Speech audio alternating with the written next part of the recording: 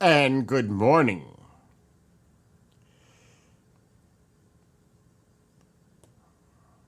I hope Ruben sees that message.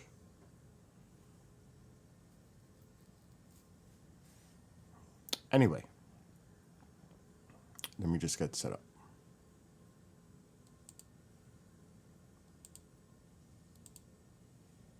It's a little chilly, but not that bad. 35 degrees this early in the morning, that's not bad at all. It's cloudy.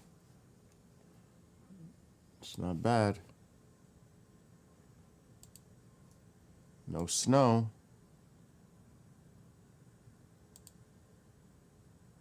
They're getting lake effect again.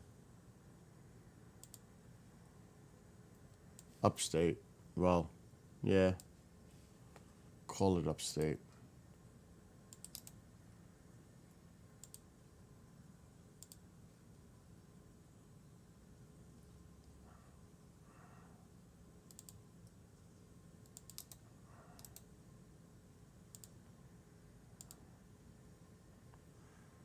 I'm just getting all these pop outs.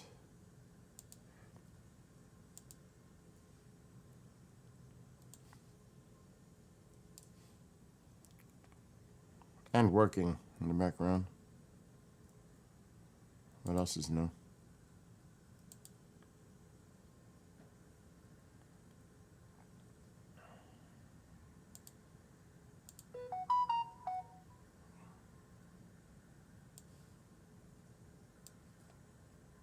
One more. Twitch.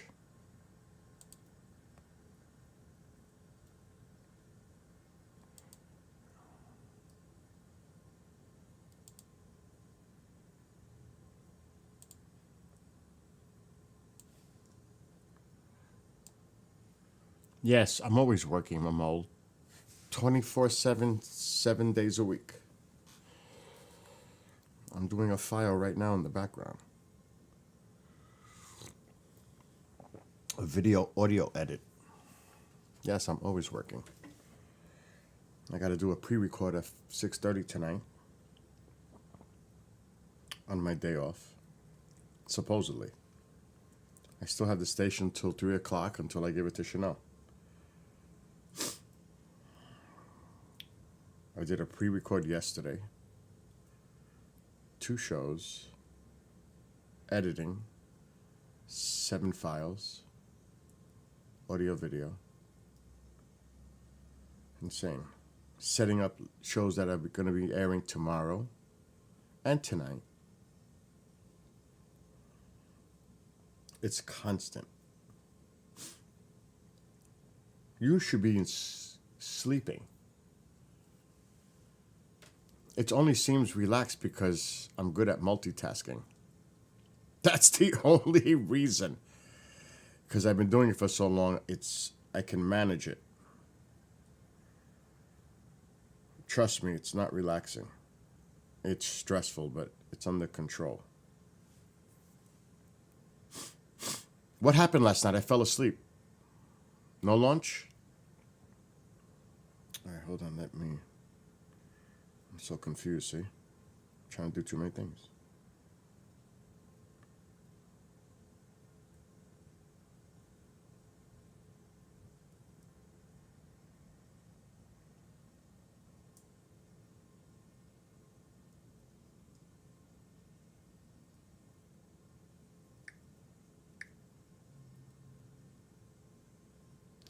All right. Anyway, you fell asleep too? So did it launch last night or it didn't launch?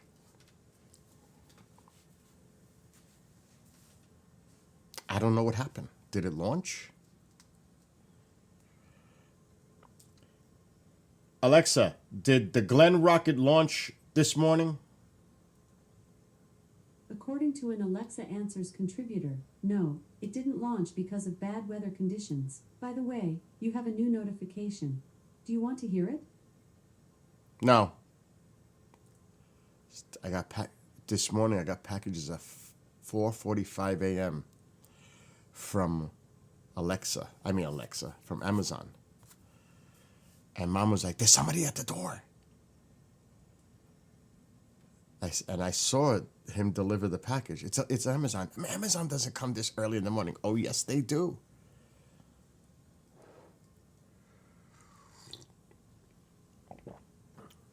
They were here at 4:45 this morning. Let me see if the Ring doorbell. I don't even know what the app is. Here it is. History.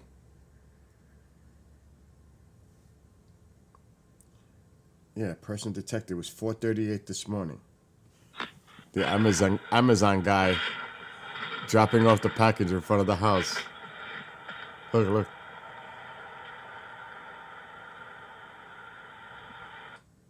That was at 4:38 this morning. I've never seen a package delivered at 4:38 in the morning from Amazon. That's crazy.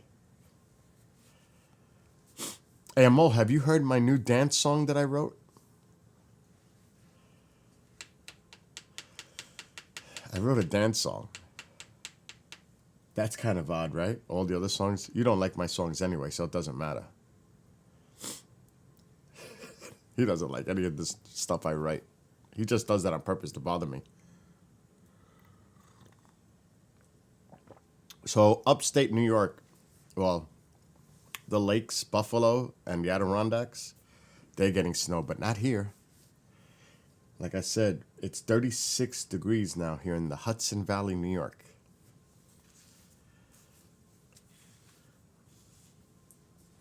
So it's not too bad.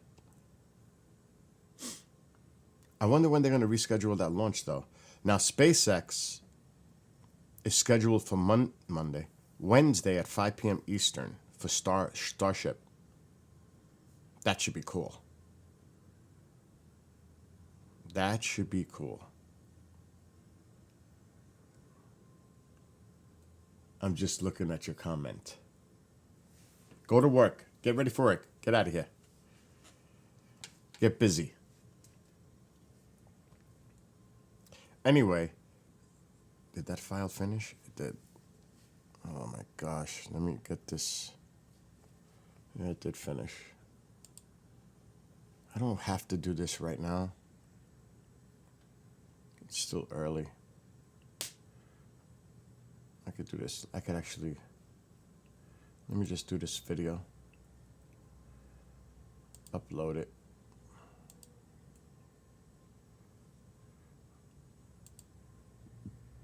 I can't wait to go bike riding again. You don't even know. When the weather gets nice, I can't wait. I got to do New York City again. I got to do it all over again. With a 360 camera. I did it once with the Hero 12, but now I got to do it with a 360, which I need to check Walmart. You don't even know what I went through with this thing. Hell I've been through with this camera. I don't even know if they shipped it.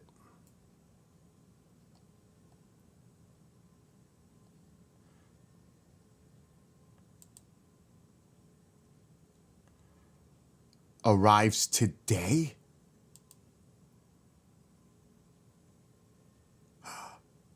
Oh.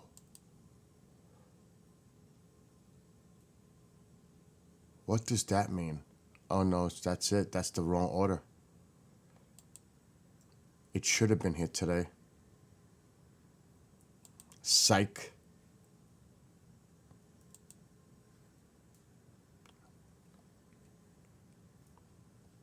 I'm gonna have to contact them.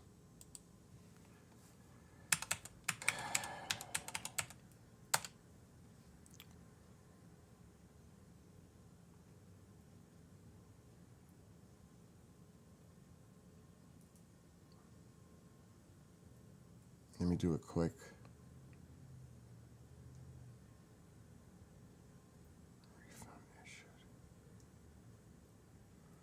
Okay, there's the refund. He tried to get over on me on eBay.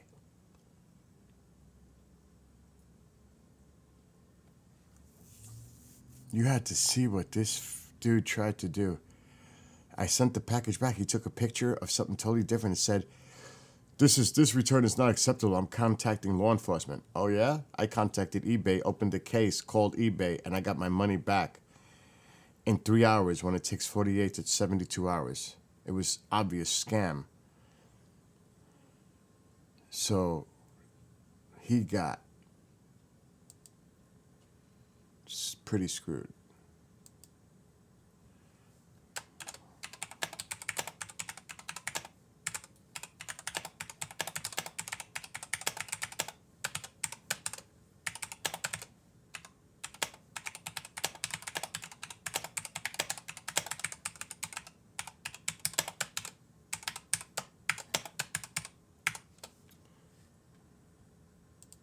Okay. I just wrote them a message. So yeah, he tried to pull a sly thing that it was unreal. He tried to, because it was a 500 plus order, and he took a picture of a box with other stuff in it and said, "This isn't what you sent me back." Trying to be slick. I'm contacting law enforcement. Well, first of all, he threatened to contact law enforcement on the scam that he created. Secondly, he never contacted eBay. You're supposed to open a case with eBay. Well, I did both. I didn't call it. I contacted eBay, opened the case, and spoke to eBay. And I couldn't believe it. Within 3 hours, I had my full refund. So he must be tight. He must be. Too bad, you scamming. I'm controlling the language.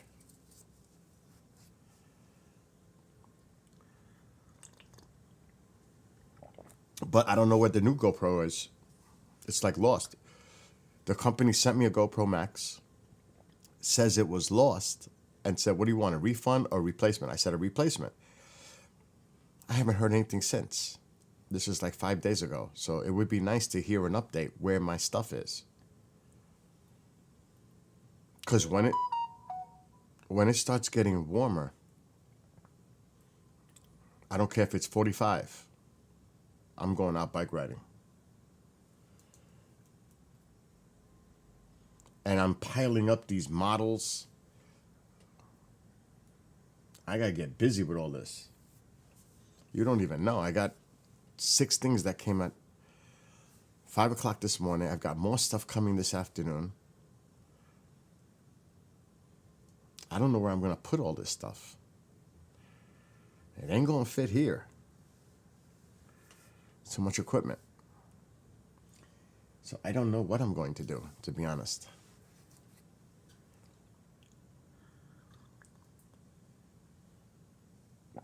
Let me check my fire.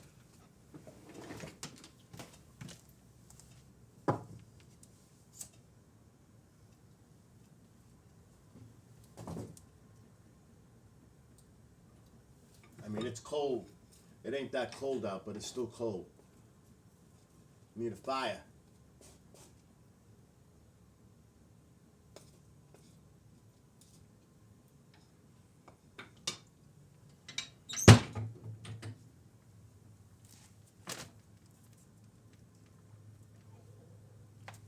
Okay, fire's going. Oh, I got all this in my pocket. This place needs a serious cleaning around me. It's out of control, to be honest.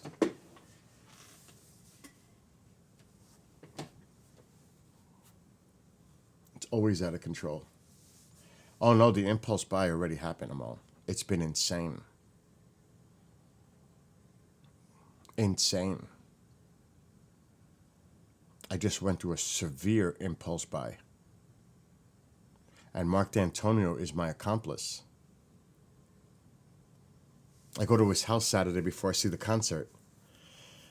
And he knows I'm building models because I've already started. I did one little one as a test. I put lights in it and everything. So now the big models are here. They're coming. They're showing up. And he's a model maker. He's a professional model maker for movies, despite everything else he does. And he said, "You got to get this." I went to his house and Bill, come to my workshop. He's got a big workshop where he does all his models. And he says, "You got to get this, that, this, that." I'm like, "Oh my God, Mark." But I was like, "Yep, let me know. Send me the link." So when I got home after the concert on Saturday night, I ordered everything and now they're starting to show up. So some of the models, oh God, stop messaging me. I need to put this in a box. Actually, this is getting seriously bad. I need to grab a box that I have outside that's big. Like right there.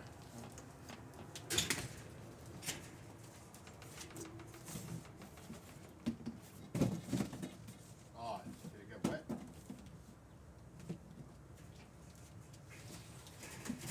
I have to start sorting my stuff because it's getting crazy. It really is getting crazy with all the stuff coming in. Because I'm out of control. I'm out of control.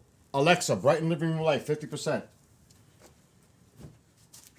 Wake up, Alexa. Okay. So this came yesterday. Alexa, dim living room light 25%. Oh my God, that's Okay. gonna blind me.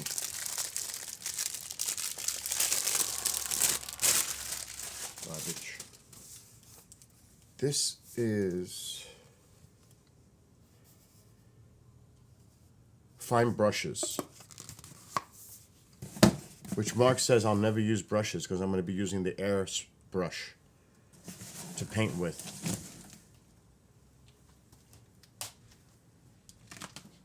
This, I don't even know what the heck this is. I don't even know what this is.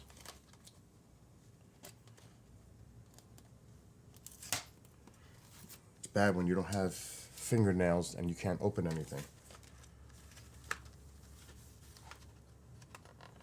It's a good thing though. I'd rather have that.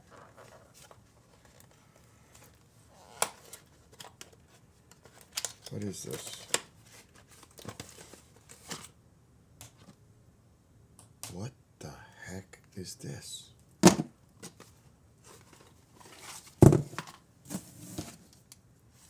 Oh, this is the mini. Whoa, see, this is not good. This box is too big for the chair. I don't even know what the hell. Oh, this is the mini drill set. Hand drill. It's important for models, so I can make holes for lights. This is important. See the little bits? That's important. First of all, this chair is not going to do it. We got to get rid of this chair right now. I can't stack everything like this.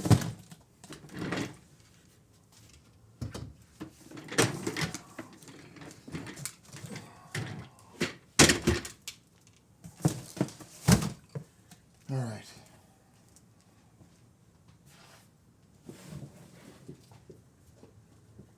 Oh my God, what's the other model? So here's some of the models. They're not going in the box. The Enterprise, this is one Enterprise. The big Enterprise is coming Wednesday, 2 feet long, from Strange New Worlds. And it's made for lighting. This is just a regular Enterprise. It's big though.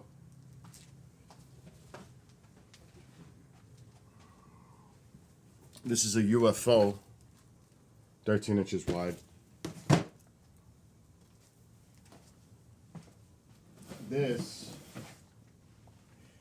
is almost it's over 18 inches. The Millennium Falcon. This is going to be awesome. It's going to take me a long time to build it.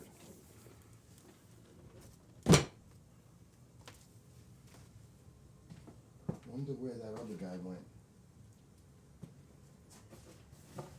This is... Oh boy. These are batteries for lights. This is the glue.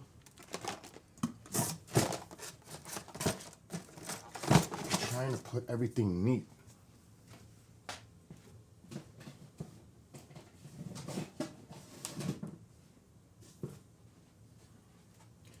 This is the light kit, one of them. I got two of them. There's a lot here to put rigs for different colored lights, the battery holders to hook them up. This is very important.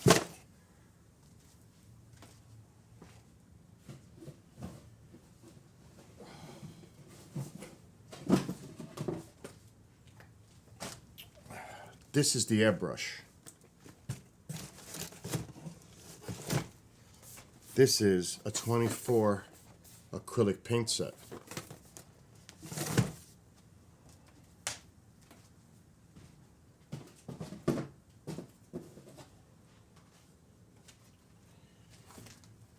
These are more lights. This is to tape off to make straight lines and paint. Mark gave me that. This is transparent white paint. That's for special stuff.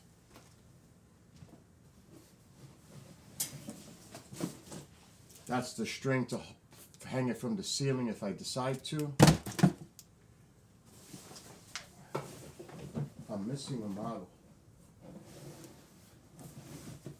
Oh, I know where it is. I still have two more models coming. The Enterprise and the Star Destroyer from Star Wars. That's 2 feet big.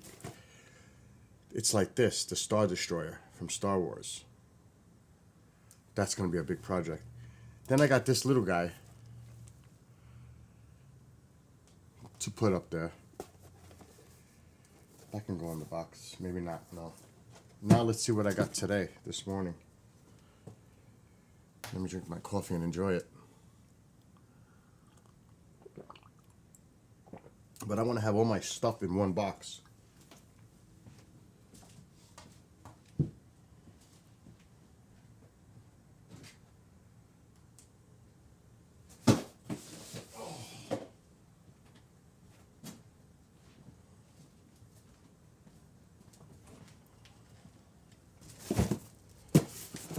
Okay, let's see what's in this one.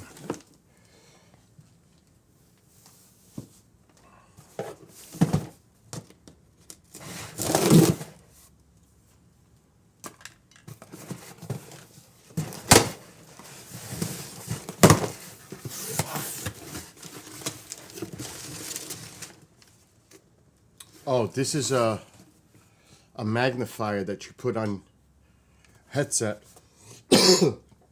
Excuse me. So that I can see close into the model when I'm doing detail. Very important to have, like Mark said. Very important to have when you're doing small little detail and you got to get in there.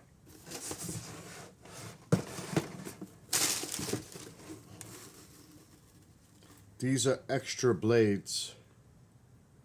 These are the hobby blades for X-Acto knife, I think. I don't know what the heck this is.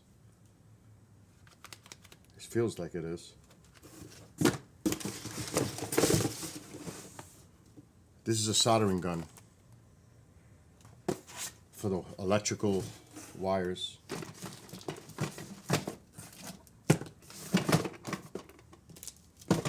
Okay, that's this box. I can go outside. Let's see what's in this one.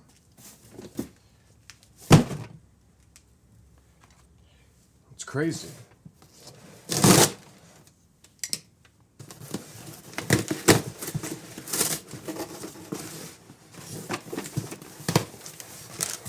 There's only one thing in here.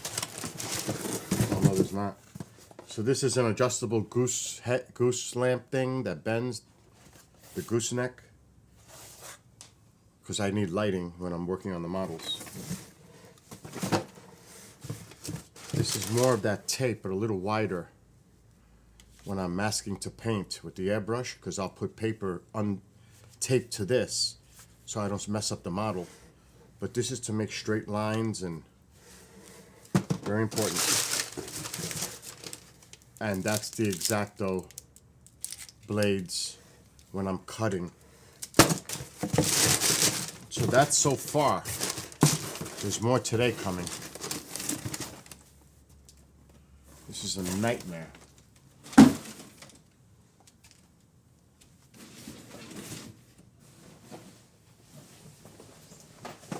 It's a lot of stuff.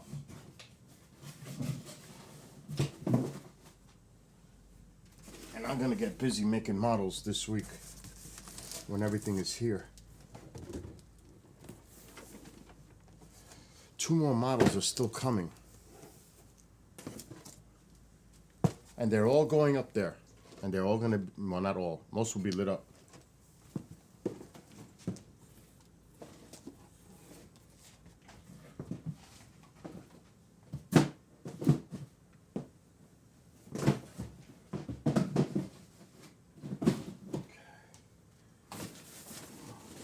Like I don't have enough to do in my life. As busy as I am.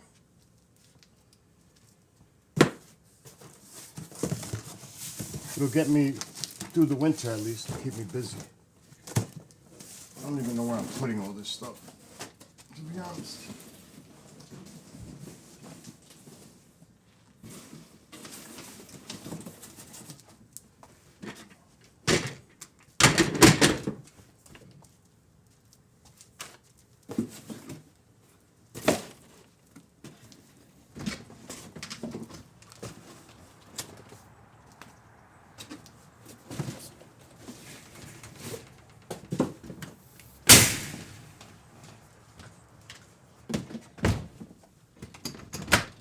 Okay, that manages that for now. So Mark, Alexa, dim living room light, 50%. What's up, Nicholas? Okay. Impulse buy into oblivion. That's funny. That's funny, Amo. But there's more on the way. So, one piece is so important, but it won't be here till February. It's a splitter. It's hard to, okay. How can I explain this? So say you have a 12-volt adapter, like for a laptop, right? And at the end of that plug that plugs into the laptop, you cut it. You splice the wire, of course, where the 2 wires, that connects to another splitter that can go out to 6 different things. So that's going to be wired to each model for the lighting. So I'll be able to hook up 6 models to the one adapter that's plug-in. But when I cut it, I'm going to put a switch. So I don't have to keep plugging it in and pulling it out. I just flip the switch. You know how you have those switches that are on cords? That's what I'm going to put.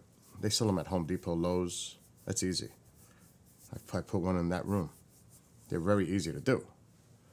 So to make it easier for me, because, and that's another thing, I might have to get electrical wire to run it from down there up here to light everything up.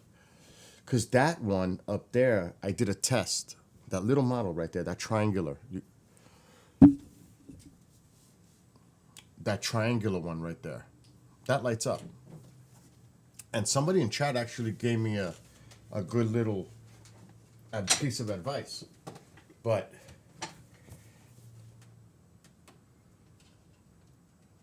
see? Alexa, shut off living room light. Okay. See, it lights up. I put 3 lights. I drilled the holes. I put the lights inside the model. And I glued them inside, and then I put a little piece of tape inside to hold the wires down.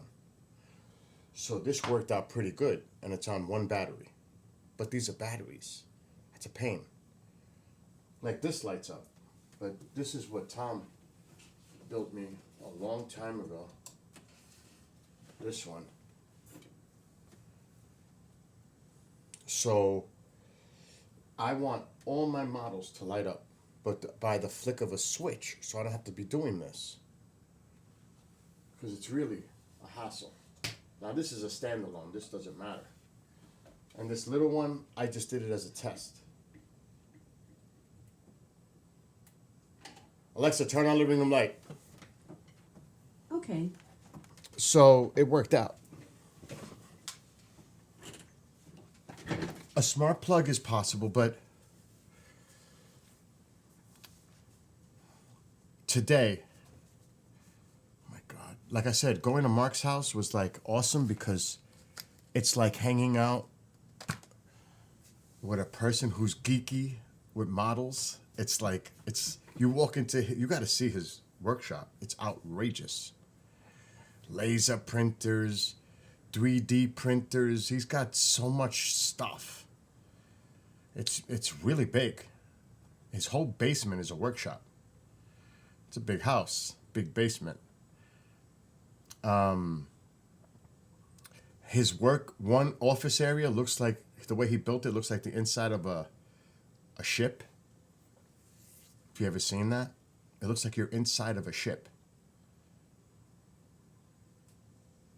It's really cool, his setup. Matter of fact, he's got a really big project that he's going to be working on. Big scale model layout. I can't talk about the details because he told me that in private. No, we're talking big. Like 2 big tables put together big. Big. So that's his big project coming up. But like I just showed you what I have so far. That is not it. There's a lot more on the way. Uh-oh. Okay. I don't know. This has been acting up lately. Firefox. So coming still today, I can get rid of this. I'm not doing this right now.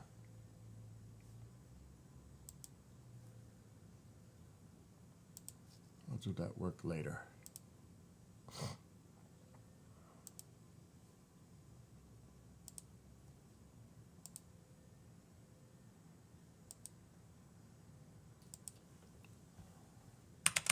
Yeah, Amazon is acting up.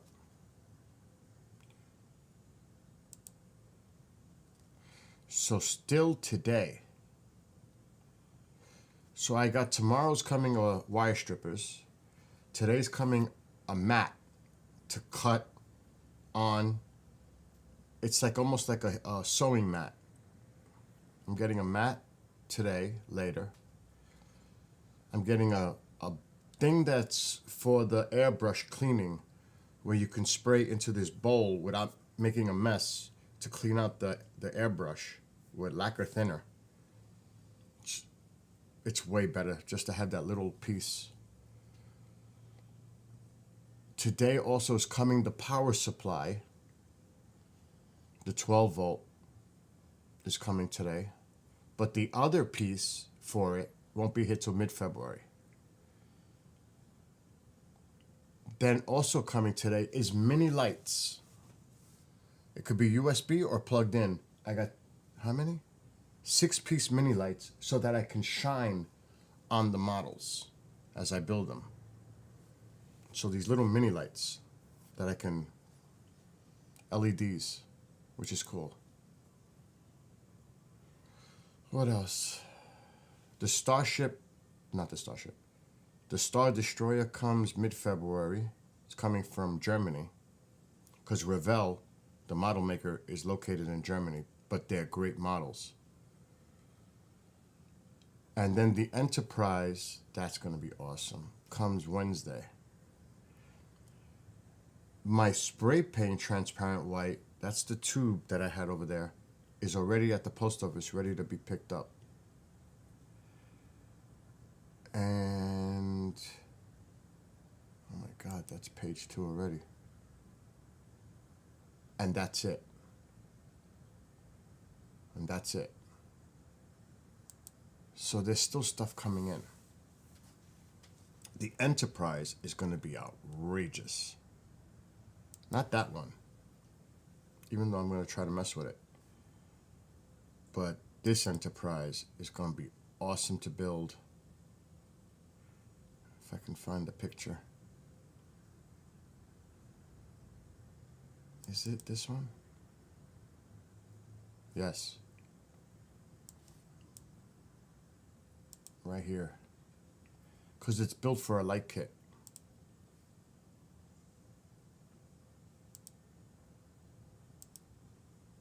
That one.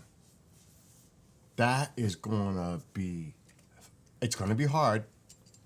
There's no doubt about that. It's gonna be hard because if I go to detail like it's on the actual model image with the Aztec pattern is those little darker gray boxes over the little, the lighter gray to do all this detail, darker here. And it's all over the entire ship, really. But look at all the lighting. Look at this. Look at all the lighting. That's gonna be, this one's gonna take me, this and the Millennium Falcon is gonna take me a while. But it's made for clear parts, perfect for lighting. Now you can imagine this is going to look beautiful on display when I'm done. Because I seen a person that built this without painting it, really. And it looks phenomenal. It looks absolutely beautiful on display. Now, I built those shelves that are behind me. Like I reinforced them to make sure they can hold the weight. Now, there's a lot of weight. Those models don't have the weight that's on there behind me right now. That's heavy stuff up there. So there's a lot of stuff up there right now, especially on the top one. I reinforced those shelves, made sure. The models are much lighter, so they should be fine. And those shelves, I think, are almost 2 feet wide. So they may not look it, but they're pretty big. So they should be able to hold the models. The only thing is, you won't be able to see it unless I raise it up a little bit, where you can see the bottom of the model. You won't see it. So that's another thing I got to do. Raise them so they can be seen. Because I was going to hang them from the ceiling, but then I said that's too risky. Too risky. I'm not willing to build these models and spend all this money and then they fall off somehow. I'm not taking that chance. But there's a really cool image of somebody that built this. Let's see if I could find it. It wasn't yesterday. God only knows where that image is. Of the Enterprise. It could be this one. Yes. Look at the model when someone built it. Check it out. It's outrageous. Look at this model, how it looks. The same one that I'm going to do. But he didn't paint it. Look at that. And it's big. It's not small. It's almost 2 feet long. That looks wicked. Wicked. That is awesome looking. But you're talking about a lot of detail with the lighting. The lighting is going to be the hardest part. and the decals to get them nice and straight like that. That's why the lines are important. The tape. But that looks phenomenal. It really does. So that's, but he didn't paint it. He just did the model. Look, there's none of that Aztec pattern on the bottom or here. It looks nice just the way it is, to be honest. It does. So I don't know how far I may ruin it. I could literally ruin it, the look of it, if I try to attempt to create this pattern. It might actually, it would look more like this, but if I don't paint it right, I am done. And that model's not cheap. So it's risky. But it was weird having Amazon come at 4:38 this morning. Never seen that before.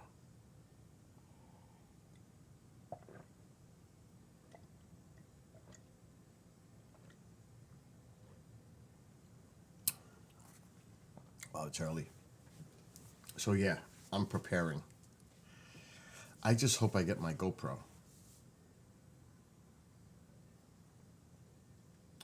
It's supposed to, the temperatures are supposed to go up, down, for January. Huh, I'm not complaining. There is no snow out there. 1 month into pretty much winter, and there's no snow outside. Again. Now, has it been colder this year? For normal cold, yes. And I say normal cold. Not the crazy warm winters we've been having. This is more average, but no snow.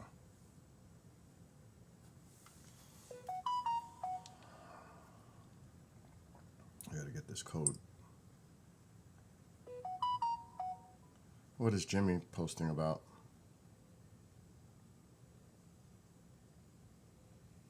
Unexplained and unexpected structures found deep below the Pacific Ocean.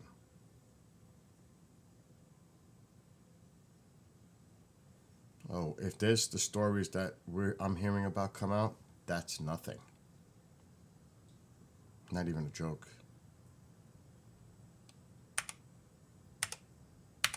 That's nothing compared to what could be coming down the pipe. And you would think that's a big deal, right? Finding structures under the Pacific Ocean. Well, the stuff that I'm hearing about, one situation is so serious that, if true, is going to create a lot of serious discussion. I don't know if it's true, though. We have to wait. So this is how it looks so dead outside. It's like, it looks so, yeah.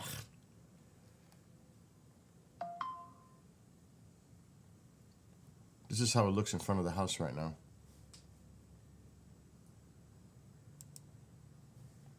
I hate it. I still got plenty of wood, which is good. The pile is starting to go down a little bit, but thanks to Woody and Petita bringing me wood up from Pennsylvania. But that's my wood pile, but it goes all the way to here. You just can't see it covered with the tarp. Kind of can. So that wood pile goes to here. So there's a lot of wood there, and it's double stacked. It's about 5 to 6 feet high. This is starting to get dented. But look how it looks out. It's like ill. I don't like the way it looks in the winter. It's like, because everything is, there's no leaves, no flowers. It just looks, ill. But almost 1 month into winter, and there's no hint of snow out there. 0.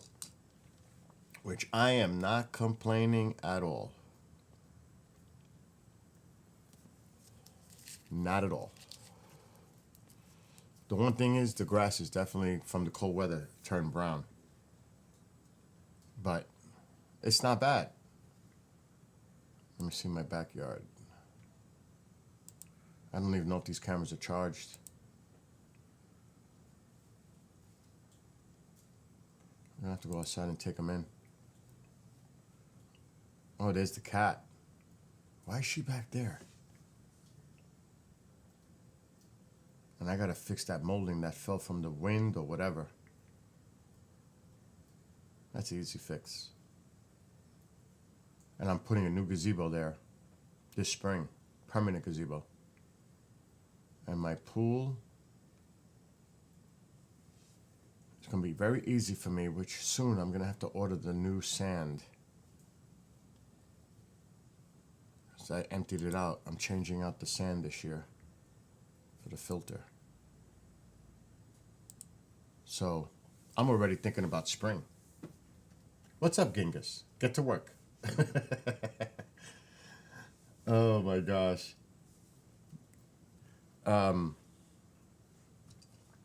So yeah, I'm already thinking ahead.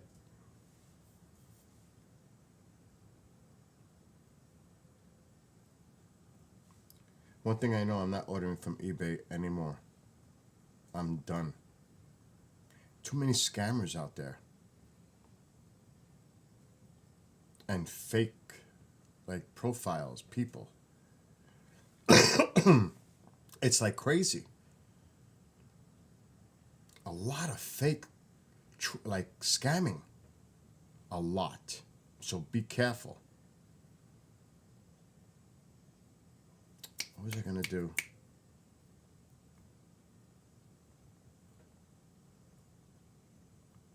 All right.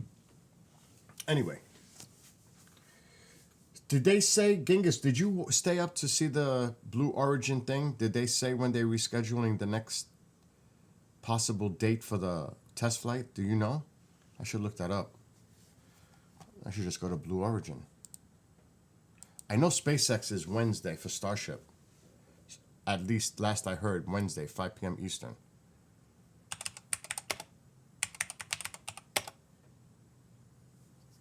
Blue Origin. Mission update.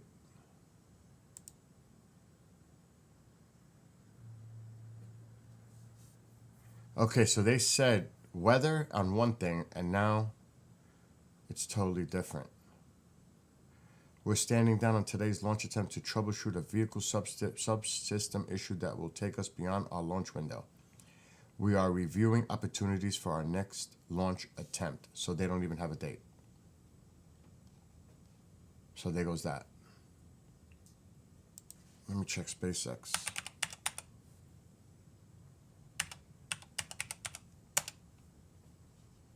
Starship test 7 test flight. I wanted to get the model of that. It's over 2 feet high. $200.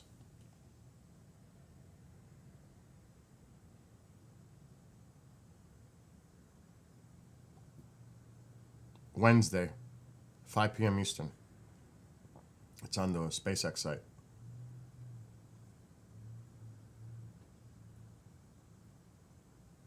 Oh, wow. This upcoming flight test will launch a new generation ship with significant upgrades. Attempt Starship's first payload deployment test. Fly multiple re-entry experiments geared towards ship catch and reuse. And launch and return from the Super Heavy booster.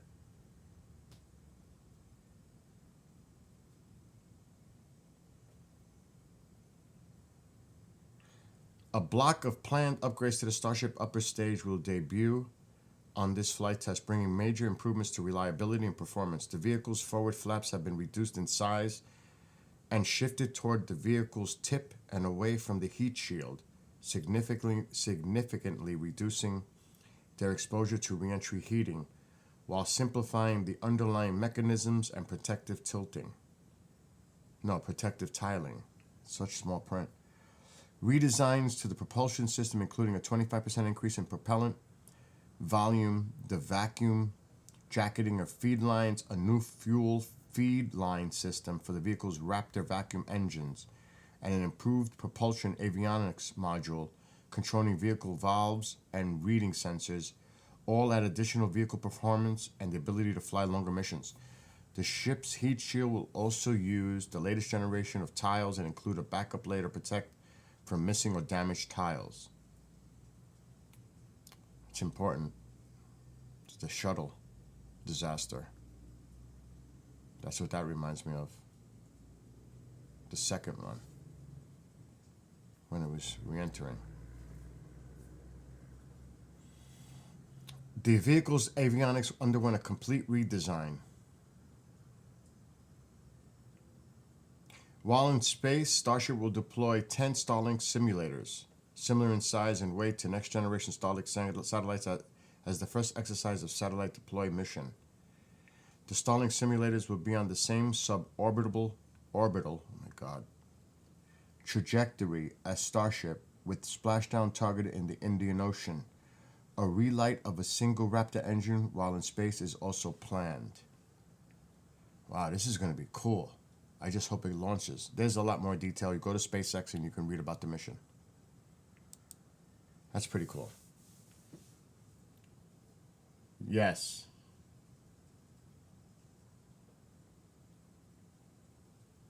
It's so true, though, what you said, Genghis. I did too. I fell asleep. I left the stream going. I fell asleep, and I woke up at 3:30. I saw the screen. It was done, and I just shut it down. I was exhausted. I couldn't stay up. I had a heck of a weekend. Busy. It does look like a rocket as a kid. It does. With the fins, it just does. And I wanted to see if it could, because this is the first test, and I wanted to see if they were going to try to attempt to land the reusable booster out in the ocean on the Jacqueline platform, because that's what it's called, Jacqueline. And no, now I don't know when it's going to try to relaunch, but and I got to tell you, and like I said, I'm careful. And like I've been criticized by teasing or not giving out. You cannot. It's a funny, ironic thing because I always make fun, and it's not like I can't say it's like being a hypocrite, but I understand it now more over the years. I used to say, sources tell me. And I used to say, my gosh, just tell us who your sources are. It's so easy to say that, but when you're in a position, when sources are telling you information, then you realize, I was wrong by saying it. Because you have to protect your sources. And there's a trust factor coming from sources. Now, there are different types of sources. I would put the word reliable in front of the word sources. Because a source could be anything. The source could be somebody posting on X or Facebook. A source said, that's my source. No. Oh my God, I drank my coffee already. Genghis, I had it. I got more King's cake coming. I'm out. I'm done. I'm not happy. I still have the waffle cone, whatever it is, the vanilla waffle cone one. But I like the King's cake. But anyway,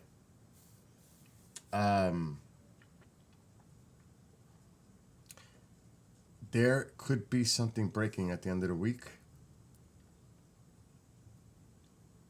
which will be interesting. Another group is talking about something else coming within the next week or so. And then there's another thing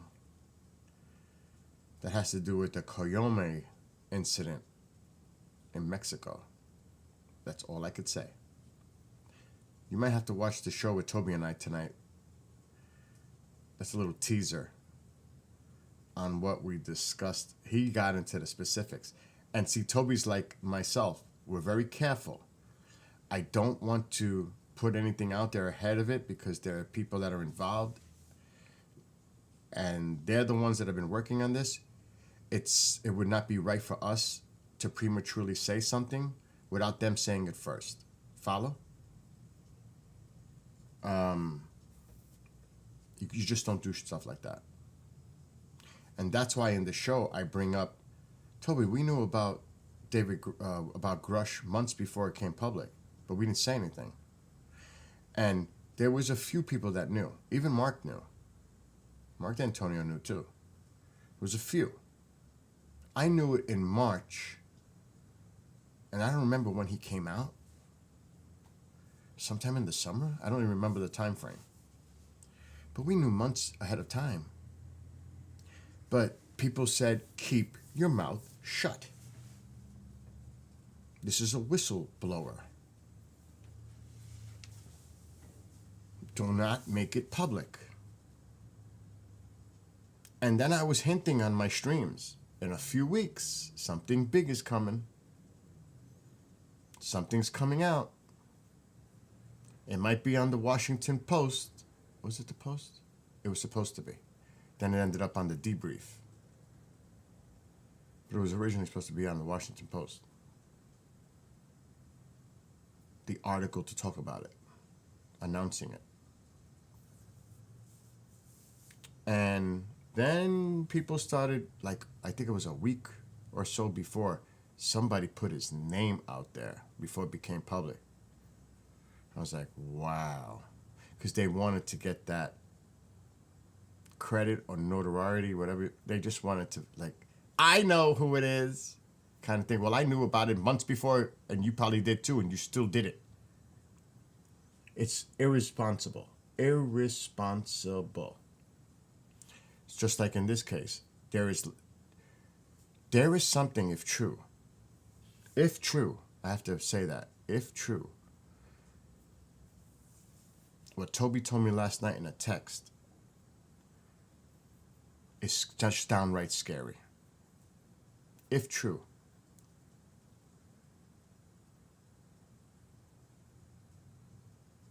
This is scary stuff. And I cannot even give you a hint because he told me do not talk about it specifically. It's that serious. And it is scary. Now, like he said in the text, and I'm not going to read, because we go back and forth on the stuff we hear. He goes, yeah, who knows if it's real? And I said, true.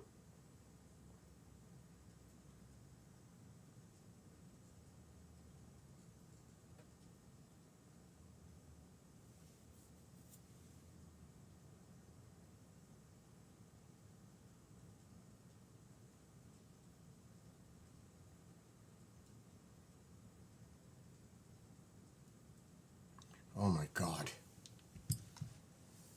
This one, I'll just say, has to do with a video. That's all I could say.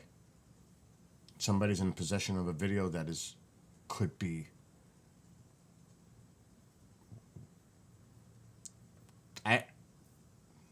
just downright scary stuff. But we don't know yet. But he said multiple people have told him that this is true, but we don't know that. People could say something, doesn't make it true. Even though they say it's true, it doesn't make it true until you see the evidence. But if this one turns out, this is going to be, I can't, oh my God, it's crazy.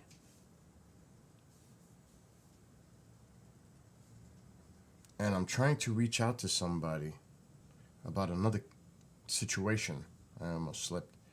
Another situation that we may hear, let's just say, and I don't even want to say that.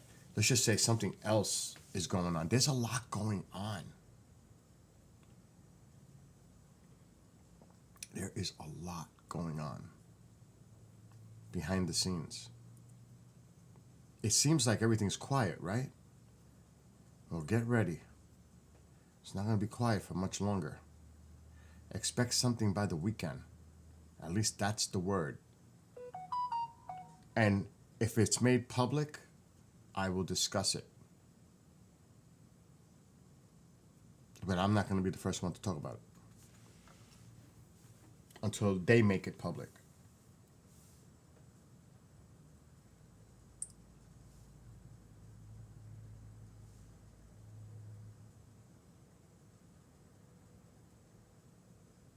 But that's there was somebody I needed to call. It's not Steven. I want to bring somebody on here. It's too early to call. They're in California. God, I should call him anyway. It's too early. I should call Linda. I hear you're saying like the news has been kind of hushed since the new year. Well, you got to remember this, the transition period between administrations, and everybody's out there with all their theories and worries, and this is not unusual. They always talk, it almost is like paranoia, and nothing happens. But it's always put out there for people to spin and chew, and you know what I mean? That's not uncommon. Like, we have to worry if this happens or that happens or this happens. That always happens. You know what I mean? It's people might, because I think people have short-term memories. They don't think of it historically. There's always been that concern when there's a transition. Because whether you might think it might be a smoother transition, or like what people think about this transition, you know, they view it that way. It's like, especially when you're dealing with two different political parties, you know what I mean? But like from Bush to Clinton was smooth. There was no chatter like that. Even from Clinton to Bush, there was not much. It started really with Bush to Obama. That's when this started, really ratcheting up. That's when it really started. But usually it was never a big issue where people would start saying, oh my gosh, I hope this doesn't happen, that happens. It's more based on the environment that we live in now. Do you know what I mean? Because it wasn't like that. And plus, there was more bipartisan communication from both sides. They would actually talk to each other. Now it's like out of control. But back then, Reagan years, even during the Clinton years, even during the Bush administration. But ever since Obama, that's when things took a totally different spin, really, if you look at it historically. And that goes, think about what else is part of that. Social media. The timing. Think about what changed in that time period too. You know, you had the use of social media. There's a lot of different things that are involved with that. People streaming more, getting access to putting out their opinions, no matter what they were, or how responsible they were voicing their opinions. All that comes into play. And that's global. That's not just here, that's global. So that had a lot to do with it too. There's a lot of reasons, but I'm not getting into all that right now. I cannot call this person. I am going to bring him on, and we're going to hear from him. And I'm going to have to add him to my Skype contact so I can call him on the phone.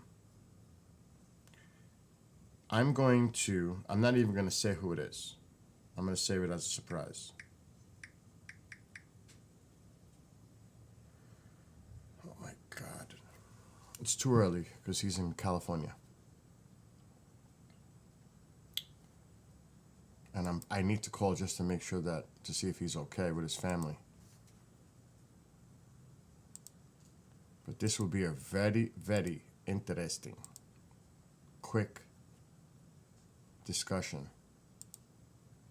Because I'm going to get right to it. I'm not going to play.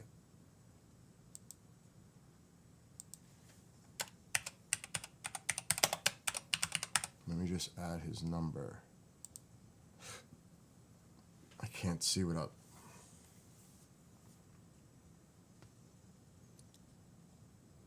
I can't see that.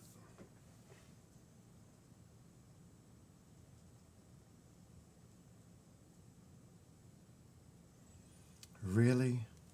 Really? I gotta break out glasses just to read it. Good morning, Alice.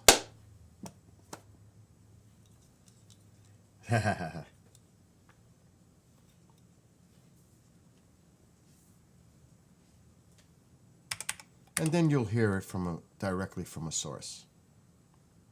And I don't have to say a word.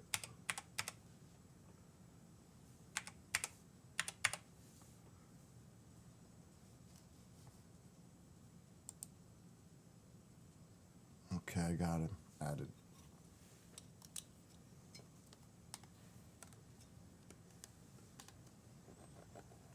And I do have to call Steven and see if he knows what the heck is going on.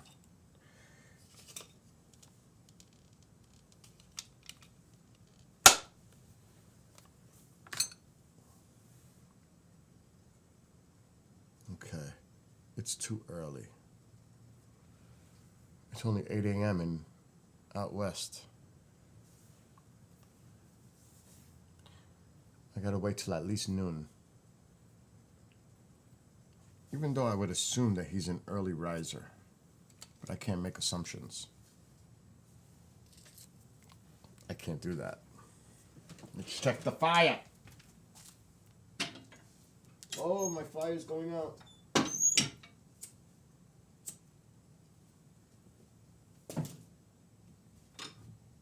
There we go.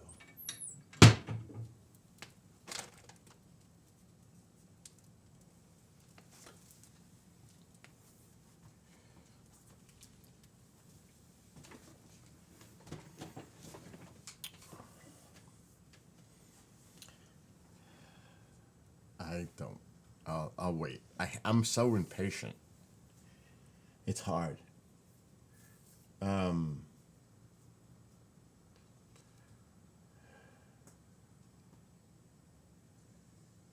And that's what I said. You see what you just said, Genghis? You see what you just wrote? I brought that up last night when we did the pre-record for tonight. Exactly that. Exactly. Matter of fact, let me play that because last night I was playing it, then we got cut off because the Blue Origin. I'm only gonna play a little because this is for last night. This is for tonight. But there is information out there, and now you'll hear it from not just me. And people get frustrated when I can't reveal information. It's like, don't be a tease. Don't do that. You got to. You have to. It's not even, I wish I could. There is 4 things, 4, that could break in the next few weeks. 1, the end of this week. Another one is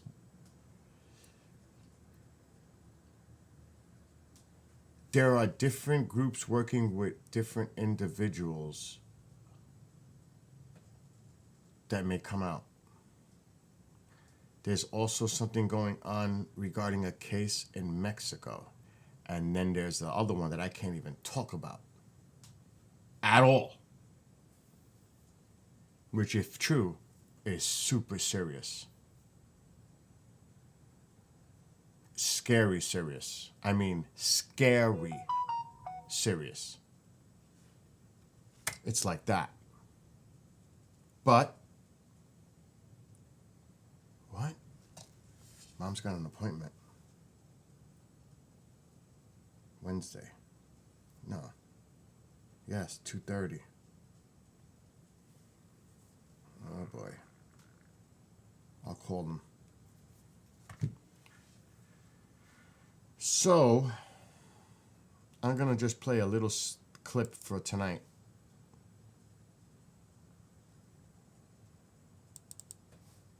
It should pop up on this screen. All right. Sound is up. Let me lower this. Mute.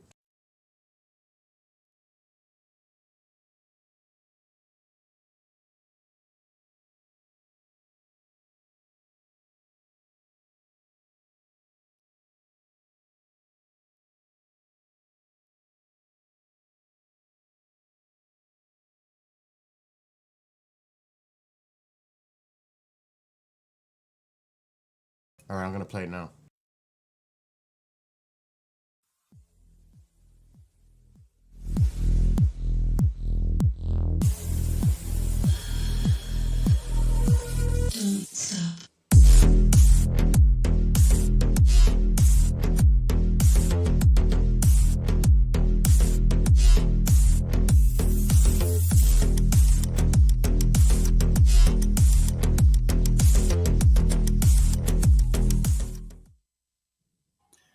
What is up, Bill 2025?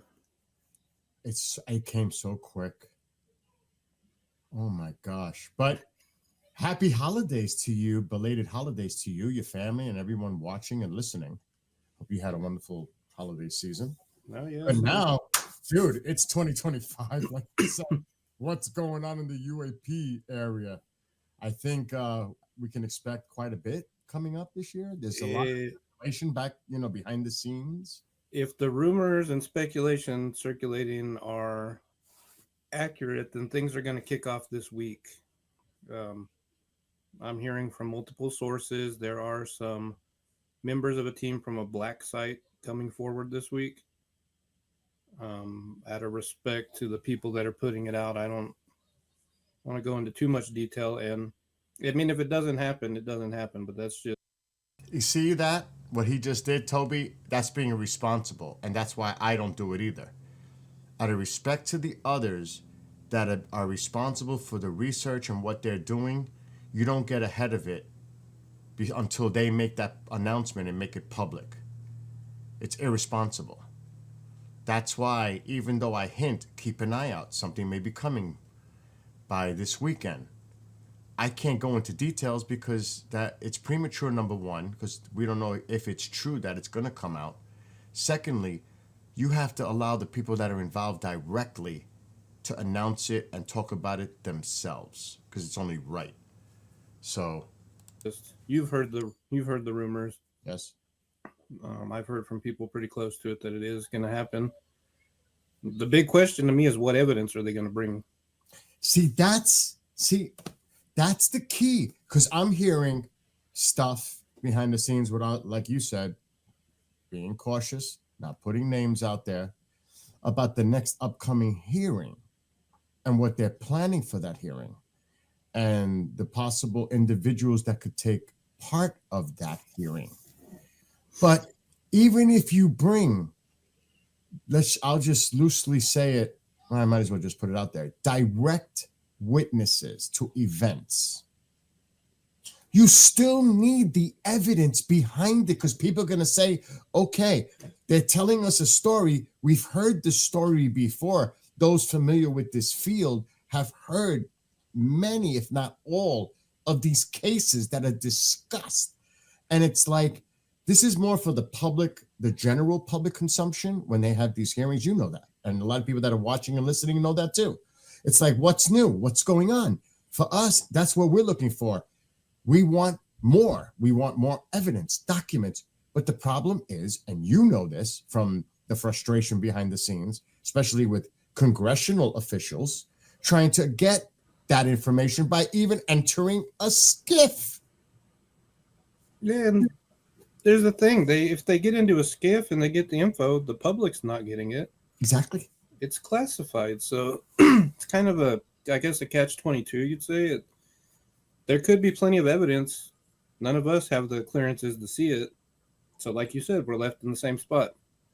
But Compelling stories, but where's your proof? But the thing is, I'm not even counting the Gillibrand hearing with the new Arrowhead. That was just ridiculous, in my opinion. To even when I watched that, it was like, this is nothing. But the other hearing, when Lou was there and Mr. Gold, and I forget who else was there. But when they had those people there, Lou said, if I don't want to quote him exactly, I'm paraphrasing, that there are documents that could be made available to the public. So let's see them. You know, it's so frustrating. Give us something. But think about this, Toby, and this is something to consider. Even if the government was to release documents, images, video clips, the first thing people are going to say is, that's fake. They're putting out disinformation and there's some type of an agenda, and all the other conspiracies are going to come out from everywhere. The rabbit hole is going to just open up, and it's going to be, this is part of a false flag. This is to control the narrative. You know how it goes. So even if you were to come out with information and put it out there to the public, the first thing they're going to do is question it and doubt it. You know that.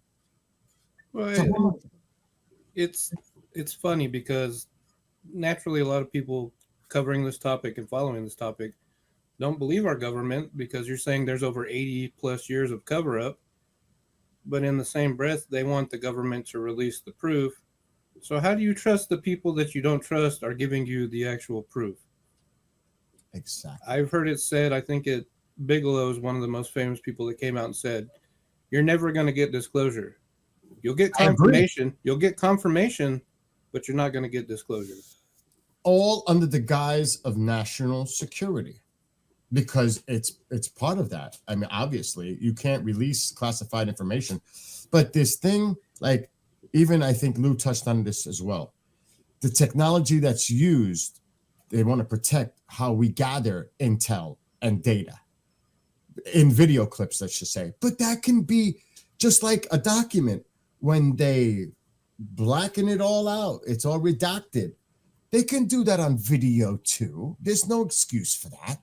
That's how they obtained the data, what kind of technology was used to get that information. There's ways to do that. So to me, that's I'll be honest, a BS excuse. Give us something. But at the same time, look, we know somebody. And I'm just going to throw the person's name out there because he's willing to come forward and he said it publicly. Robert Salas, Maelstrom, a direct witness. Okay, yes, he may have been underground at the command center when the Minutemen missiles were shut down, but there were other people above ground that seen this object hover and create havoc at that facility. So there are people out there, like Mr. Salas as an example, that are willing to come forward. But the thing is, you need to, and he did meet with Nancy Mace after the hearing. There are people that are willing to come forward, but you still need the documentation to back up what happened there that the government has in their possession. Now, how old is this? 50 years old? Almost? And you're telling me that stuff is still classified that happened 50 years ago, that can't be declassified? Maybe it can't be. But really, Toby, really? Well, and I'm going to bring it back to what you said about with the video, redactions, cropping of the videos. I'm going to bring everybody back to starting in February 2023. The first of 3 objects was shot down over the United States and Canada. You remember this? Yes. crazy reports of what they actually were, from a cylindrical object to a hobbyist balloon, which we shot down. Wasn't true. That thing was still flying. Mhm. No video, no answer. I sat in on the Pentagon briefing on Super Bowl Sunday when he came out and said we can't rule out extraterrestrial. The guy from NORAD said that. Okay, all this, and still years later, we've gotten one crappy, well, not, I shouldn't say crappy, but one photocopied image released thanks to a Canadian journalist who's been on it. So where's the video and photo for that? I've emailed Susan Go, and I always get the same response. That's all still classified, or it's not set for release. I ask you this. The same year, within months, Chinese spy balloon is brought down. What do they release? An HD photo from the cockpit of the jet that shot it down, I believe, of this balloon. I mean, crystal clear, clear as day. If you can release that and the other ones were just balloons too, why have they not released those? Exactly. Our friend Martin Willis was on vacation, I believe, and he actually filmed the balloon being shot down by the aircraft. He has video of that, our friend Martin Willis. And he posted it when it came out. He just happened to be there at that time. So a lot of people did capture, other people capture video of that. But yes, why can't we see that? Like Well, what you referenced to. It's laughable. It really is laughable, Toby. It's just to the point of frustration. But like we were touching on certain things that are being said behind the scenes. There's been a lot of discussion, and he was even questioned. I saw a clip from Cuomo when he had Lou Elizondo on. Would you be willing to work for the Trump administration on UAP transparency? And he was like, I haven't been asked, but sure, I would work for my government again and serve in a capacity if they asked me. I don't know if, because there's a lot of people talking behind the scenes that he just might take the role in the administration, or this is all just bluster and talk, but that's out there too. yeah. And I think what's brought up a lot of that talk recently, especially with, Obviously, I can't air the whole show here. But, and I understand what you're saying, Lorraine, but a lot of people, you rather hear the silence? Well, I look at it totally opposite. I am telling you and giving you the heads up that something may be coming in the next week or so, that just keep an eye out. That's all. If there's silence, then the information, like for people watching right now, won't know that they should be keeping an eye out for some kind of news coming out regarding this topic in the next few days, which it's going to happen in the next few days, supposedly. So it may just, people may not even know it happened. I'm telling people, and Toby is too, keep an eye out by the end of the week. There could be something breaking from one group, one area, because there's many going on in the background. Just like I did with Grush. I didn't say what it was, and I'm not saying what this is. Like Toby was careful too. But it just lets people know that there's something that could be coming up this week. We know what it is. But it would be irresponsible to say it's going to, number one, happen for sure, because timing is always an issue. Something could happen that they might delay it for a week. And secondly, I'm not going to announce something that hasn't been announced yet. It's for those people that are involved to discuss, because they worked on it. They're the ones directly involved with it. That's for them. But I'm telling you, in the next few weeks, there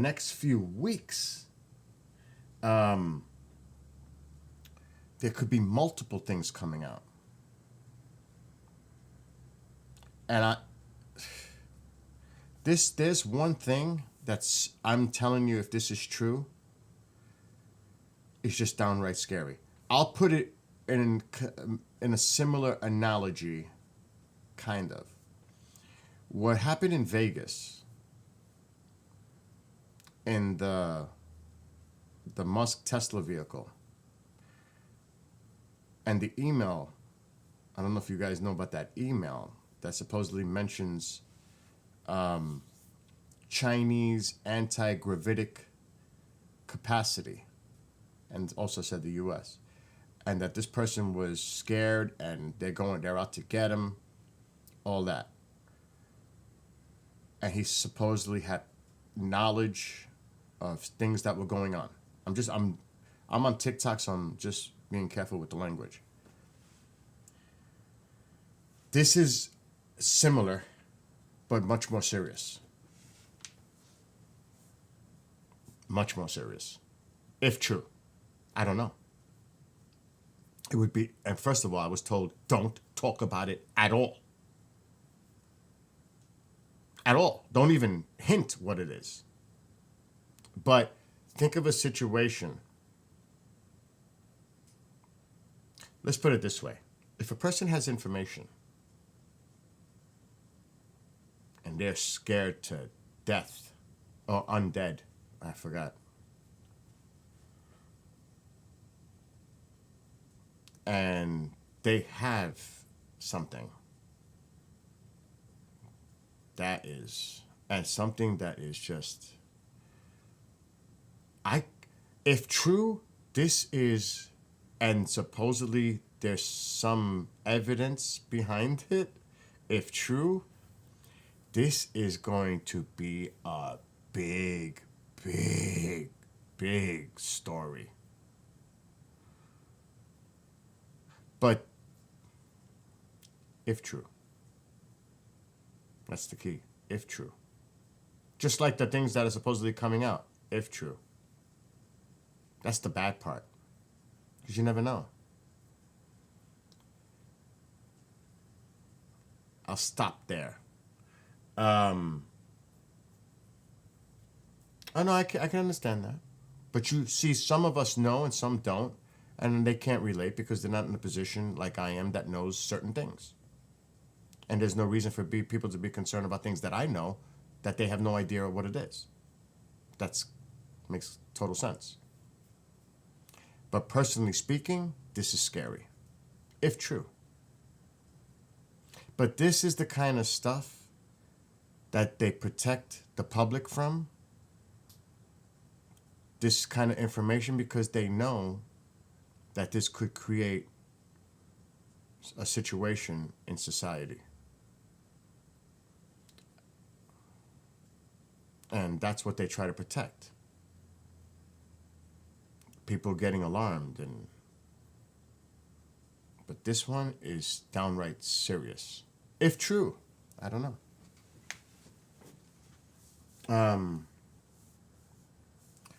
Yeah, I agree with that too. It's good it's a happy Monday.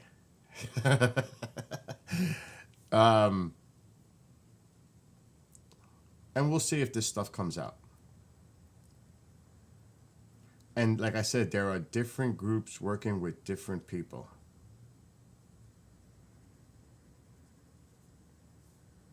You know, this just goes with it. Personally, I wouldn't mind seeing Lou Elizondo, if offered a position, take that position in the Trump administration. I would like to see that. And, you know, I briefly spoke with Lou. I was communicating through email with his wife, and they've been through a lot. And it would just be, what a twist of irony, after everything that he's been through in his family, to have a role in government again at a position, some type of position in the Trump administration. And you know, like everything else, there's gonna people like, yes, and there's gonna people like, no way. That goes without saying. But for me personally, because, you know, a lot of people think he's a disinfo, psyop, whatever. whatever you may think about him, I personally think it would be awesome to see him in some kind of role in the Trump administration. That's just me, though. And I know a lot of people are like, no way. Hey, I'm just voicing my opinion. You know what they say about opinions. We all have one. That's all. I can't say who, like, the they? You know how many people have attacked Lou Elizondo, Alice? Even at the hearing, he stated how he's been threatened, intimidated, all kinds of things that he's gone through.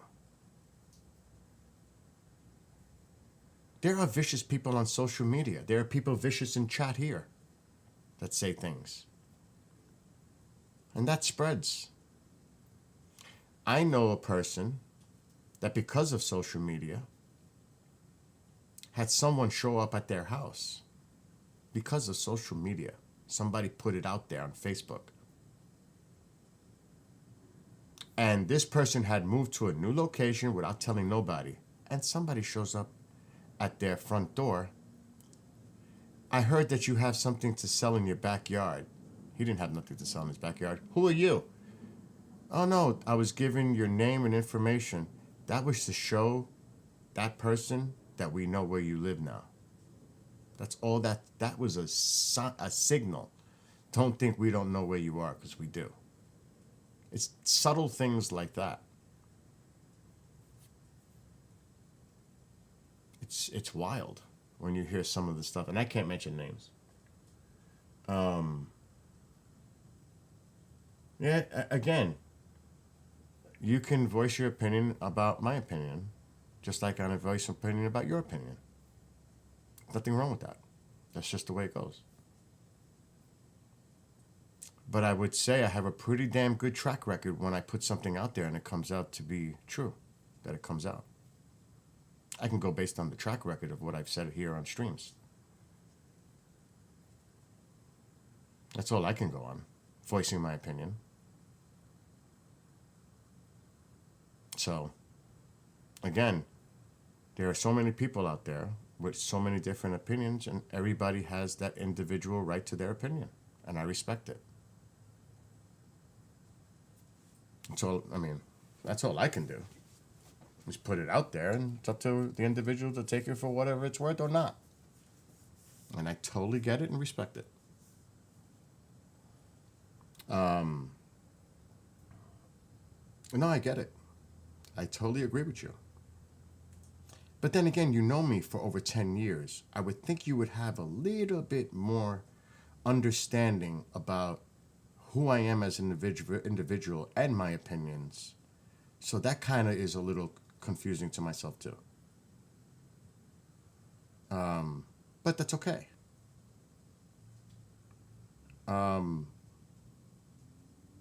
Again, I'm very careful to say, if true. It'd be irresponsible not to, if true. And of course we can't go into details like Toby just said. We can't do that.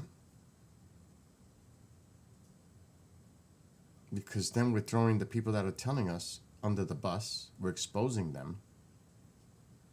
The ones that are putting out the information, now they're exposed.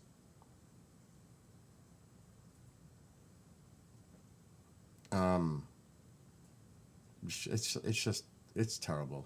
I know, but like what I'm gonna start doing is bringing people on here and having a conversation directly, and you could hear it from their mouths instead of me voicing an opinion.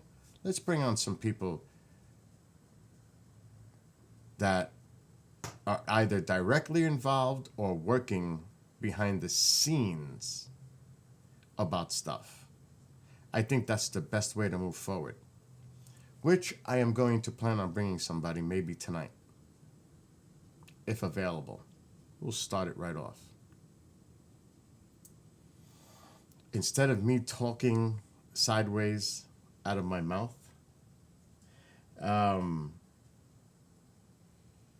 I know I'm not a mind reader either, but sometimes I get these gut feelings of a certain, how would I say, brashness or just trying to. First, I like the honesty, but sometimes when it's discussed in a chat over and over again, it gets to the point where it almost sounds like challenging and overly done. But I get what you're saying. But sometimes when somebody keeps insisting on something in a public forum, it's almost like, and I get it, it's okay, I like challenges. And I'm thick skinned. But it also seems like it's a little much. Because it's going. That's all I'm saying. But it's okay. Because we know each other for years. And if it was anybody else, it'd be different. How? Because I would say, okay, you made your point. Made your point. That obviously, 5 times, 6 times. That's all, because, it's like I said, it goes with the territory. But instead, I'm going to start bringing people on. And let me ask them the questions and see their responses. And then we'll take it from there. It's the best way. And I think this person will definitely come on with me. Which I may arrange for tonight if possible, depending on that person's schedule. Oh, my fire. No, you're not offending me. You could never offend me because we're good friends. I'm not offended. Like I said, if it was coming from someone, because that could almost be interpreted by continuing that narrative as a trolling tool, but from anyone else, not from you. Do you know what I mean? Do you understand what I'm saying? If it was somebody I didn't know and came in and started trying to stir the nest, it's different. But for people that know me and I know them, it's different. Do you understand? I gotta check my fire. Because I always like from the people that I know that know me to be honest with me. I like that. I'd rather somebody tell me straight up than to BS or to be like totally in agreement. You know what I mean? That's not what this is about. You're supposed to have an opinion, whether I agree or not. It doesn't matter. It's good to hear the opinions and to see them. It's important. But then, there are some other instances, not you. There have been some other instances I'm like, okay, it's just too much.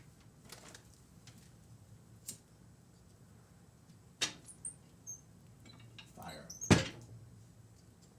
That's like, for example, this is a good one. Remember when I had that dream, and it was you. Remember when I had that dream of that nasty alien calling on me in the dream? And you were the only one that I told that story and shared that picture with. And that it scratched my leg in the dream, and then I woke up with the 3 scratches on my leg. Who would believe that? Even you probably had a hard time believing that was true. I have a hard time. That could have been a scratch I got the day before, and I just happened to have a dream of getting scratched, and there was a scratch on my leg. It could be as simple as that, but it was 3. I think it was 3, right? No, I don't think so. I think a lot of people are taking the information and said, I got it. If I'm interested in this field, if I put something out there, the message is simple. Keep an eye. Something might break by the end of the week. That's the message. Keep an eye on what's going on in the UAP field. Something may break by the end of the week. I can't get into the details, but something could be coming by the end of the week. It's as simple as that. And there is other information that may be coming out in the next few weeks, but I can't talk about the details. But I would tell people to pay attention in the next few weeks because you might see stuff breaking even on TV. That's it. That's all I can do. Now, after the fact, I can talk about it, but not prematurely ahead of it. But I'm just letting people know that are watching and on here, pay attention. Something could break by the end of the week. It's as simple as that. So keep an eye,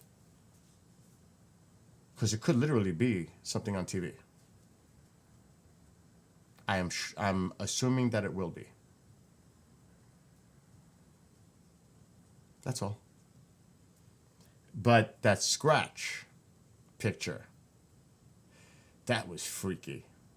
That was freaky. I believe it. I wish I had that picture. It doesn't really matter. It's just 3 scratches near my ankle. But that was bizarre. And you were the first person, the only one that I shared that photo with at that time. That was bizarre, to say the least. But again, it could have just simply been I don't know how, because I don't remember, that was so many years ago. I could have got that scratch some other way. And I had a dream, and coincidentally, the dream has scratches. And then I look at my ankle, and I'm like, oh my gosh, because I woke up. It was such a, what do they call those dreams? Vivid, lucid dream. It seemed so real that when I woke up, I was freaked out, and I looked at my ankle, and there's 3 scratches. It's like, get out of here.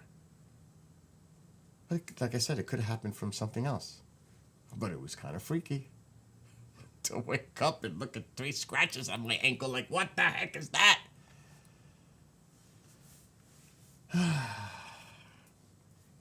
And I don't think it's made public yet.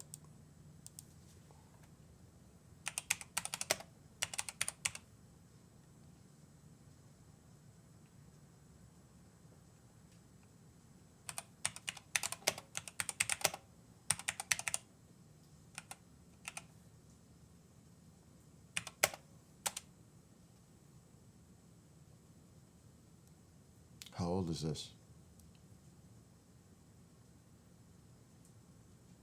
Old.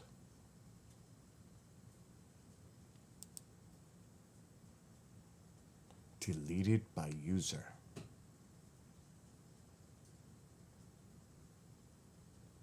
9 months ago. Well, I was going to say 9 minutes ago. I'm going to see if it's public domain.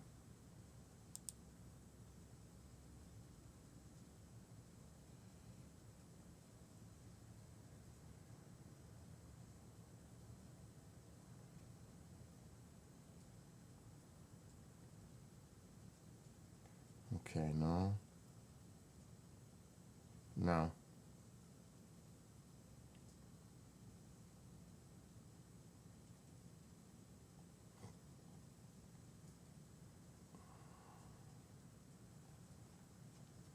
It's not public yet.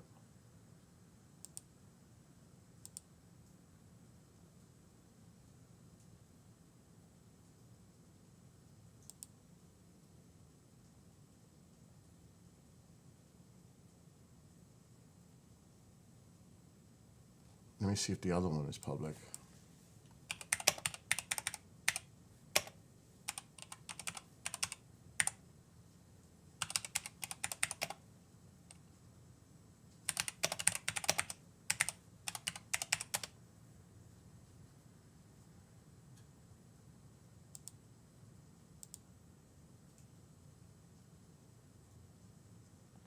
Okay.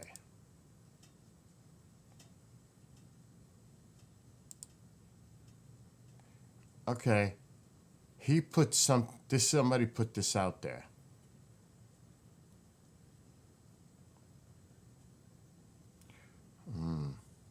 It's kind of what Toby and I touched on. Let's see if I can. I don't know if I'm logged into Instagram. I forget. I think I am. For the station, at least.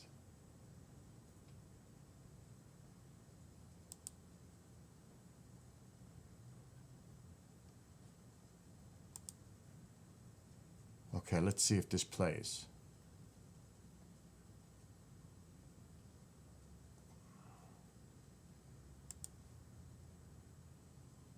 I don't understand.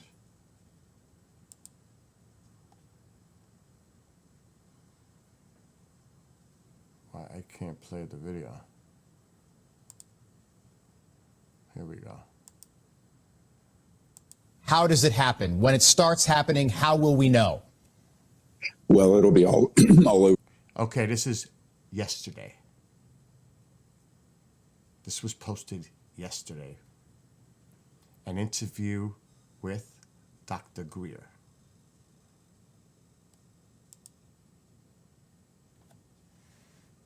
It's a very small clip. It's coming from Instagram. How does it happen? When it starts happening, how will we know? Well, it'll be all all over the news. It's good to see you again. I just heard about an hour ago from the we call the NOC. He's a non-official cover aerospace intelligence community, a senior operator from one of the key black sites, 2 black sites out in the western United States, and they are preparing to do this next week. I don't have an exact date. They intend to not only provide their testimony of operations, he's been there almost 30 years, but also the evidence and other details. Now, he's been involved in 2 things. One is the testing and the surveillance of the man-made UAPs that have been manufactured out of the Lockheed Skunk Works and Northrop Grumman complexes out in the high desert. Okay. The other is the targeting of non-human craft. Some would say extraterrestrial, some say alien. The words they're using now is NHI, non-human intelligence, and the downing of those objects. So he's been intimately involved. I've been at his facility, and that is on track. Now, keep in mind, so much of what is being seen now is sort of a decoy false flag operation, sort of trying to intercept what he's going to be doing and what we've been doing for some time. But there's no way, Dr. Greer, we've talked about this. And that's just a clip. That was posted yesterday. He was on Newsmax. And Toby and I touch on that part, that part. So supposedly he's working on something that's coming out soon. It's public domain, so you heard it from him. I don't have to say it now because he said it. I don't have to worry now. It's public domain. It's out there. He must have been on Newsmax. And I don't know, this was yesterday, but I don't know when this actually occurred. I'm going to look now.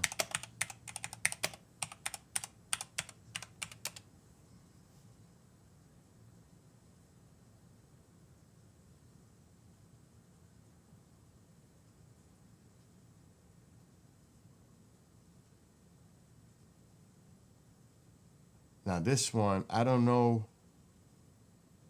It would be nice to see,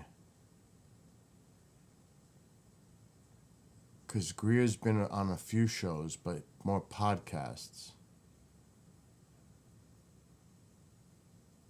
Now that clip, even though posted, it looks like he actually was on Newsmax, but not about that. Seems like he goes on Newsmax often.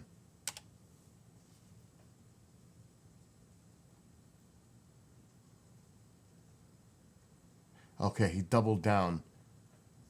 This was 22 hours ago, but that doesn't mean that it was live.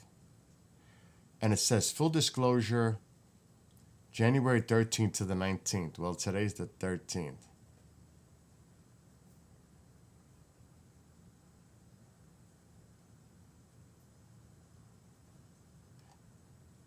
And I don't want to hear a podcaster.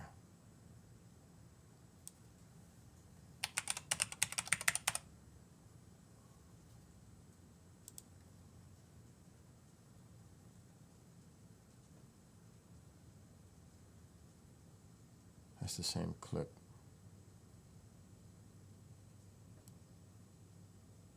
I'm just going to skip what this guy is saying.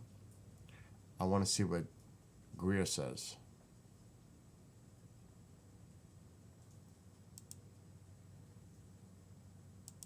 Inauguration, which now leaves us with 10 days. Dr. Greer, it's great to have you back. This is where we are right now.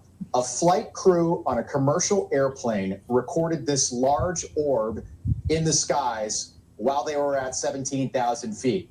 And now people, we mentioned this a week ago, are reportedly getting sick all over the world from this granular, This is recent. mysterious fog that's being seen all over the place. Right. Does this disclosure happen next week? And if it does, how does it happen? When it starts happening, how will we know? Well, it'll be all all over the news. It's good to see you again.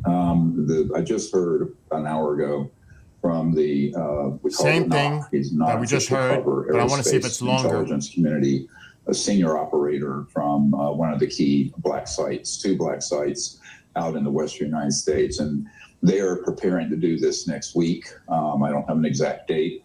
They intend to not only provide their testimony of operations, he's been there almost 30 years, but also the evidence and other details. Now, he's been involved in 2 things. One is the testing and the surveillance of the man-made UAPs that have been manufactured out of the Lockheed Skunk Works and Northrop Grumman complexes out in the high desert. Okay. The other is the targeting of non-human craft. Some would say extraterrestrial, some say alien. The words they're using now is NHI, non-human intelligence, and the downing of those objects. So he's been intimately involved. I've been at his facility, and that is on track. Now, keep in mind, so much of what is being seen now is sort of a decoy false flag operation, sort of trying to intercept what he's going to be doing and what we've been doing for some time. And But there's no way, Dr. Greer, we've talked about, there's no way all of this can be a false flag. It's all over the world now. It's being seen over cities in India, cities in South Korea. It's just the coordination that would be required to do something like that. I think it's beyond the scope, unless there is something going on that I'm completely unaware of, which of course is a possibility. 3 questions. These are just yes or no's. Are aliens already here? Yes or no? Oh, sure. I mean, there have been non-human extraterrestrial civilizations that have been observing the planet for thousands of years, and it increased remarkably once we detonated the first atomic bomb. There's no question about that. In fact, this particular team coming forward have dealt with the remains and on occasion living non-human life forms that have been downed, and some are still in captivity in subterranean facilities or STIFs. So that is. So he's one of the groups that I was talking about. He's not the only one, but it's public. He talked about it, so I can say it now. So supposedly he's got somebody coming out that he's in contact with. Now, I don't know if he's planning to do another, which I could look that up. See, this is good when I can see that it's already been talked about on public domain, which he did. I wasn't going to say it, but that's one of them. That's one of the things out there. And you heard him. It's supposed to come out next week, in the next few days, but that's not the one I'm referring to. The one I'm referring to is something else, and I can't find nothing on public domain about that one. So, supposedly, there are people coming forward regarding what Dr. Greer just mentioned. And again, people take it for what it's worth. When you're getting information from Dr. Greer, there's people that are pro, against, whatever. Based on Dr. Greer's work, research, CE5s, whatever. He's just one of the groups. But the other one, there's another group working on something that could be coming out this week. So it's like they're almost coming out at the same time, and I don't know if that's done on purpose. Because when Grush came out, the next day, Dr. Greer had his National Press Club disclosure thing in D.C. The next day. It was on News Nation Sunday night, Ross Coulthart with Grush. The next day, Greer has his hearing. But I don't know if that was necessarily done on purpose,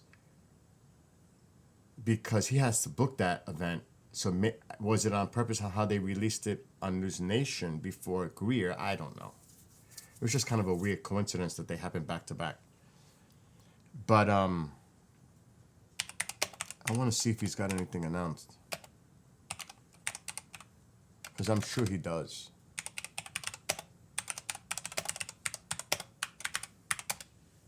because he usually has them. Oh yeah, it's already announced. It's already announced.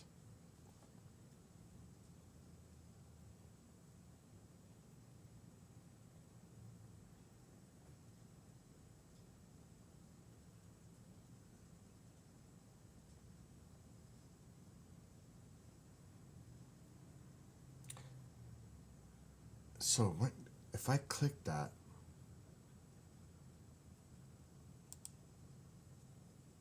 that's the one we just heard. When was this posted? I'm looking at his site now.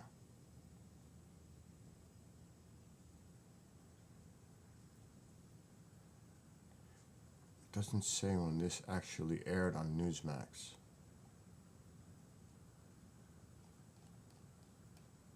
News.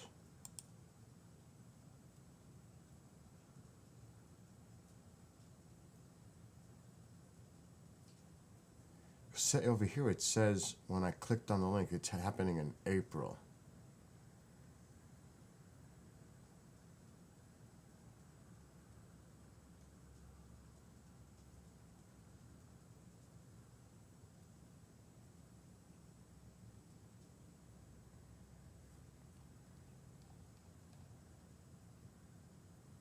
Events. Okay.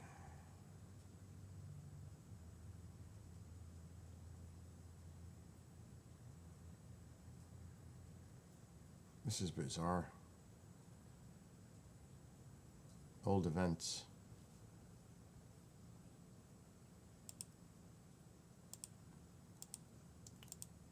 But when I click the link,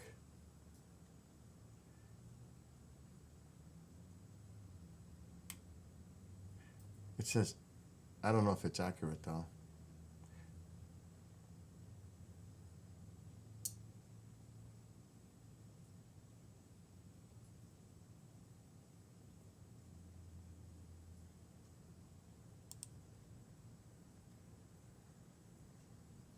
I'm going to Facebook now.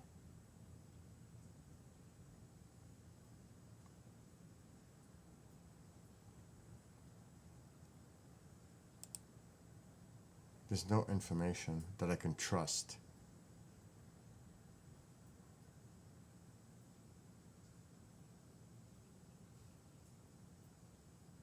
So, at least that's one thing that I was able to discuss because he made it public about these individuals that could be coming forward either this week or next week. But he says there's no specific date, so that's one to definitely keep an eye on too, what Greer is working on. But he's not the only one. There are others working on other stuff that could be breaking by the end of this week. But at least I was able to talk about that because he made it public, because that's the other one, what Greer is doing. But until they make it public themselves, I am not talking about it in specific details because they need to come out with it first. Then it can be discussed. And Greer did it, I don't know, in the last few days. That's the responsible thing to do. But there's another one. But the other one, let me stop. It's from a black site. Let's just say that. Same thing, because similar to what he just mentioned about a black site, but this is regarding another black site. That's all.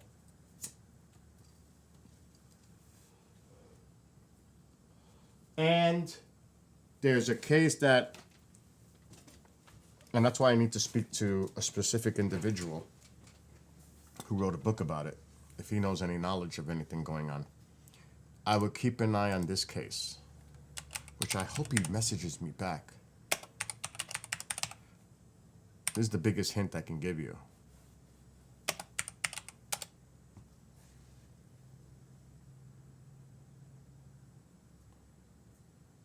And I wonder who did this video.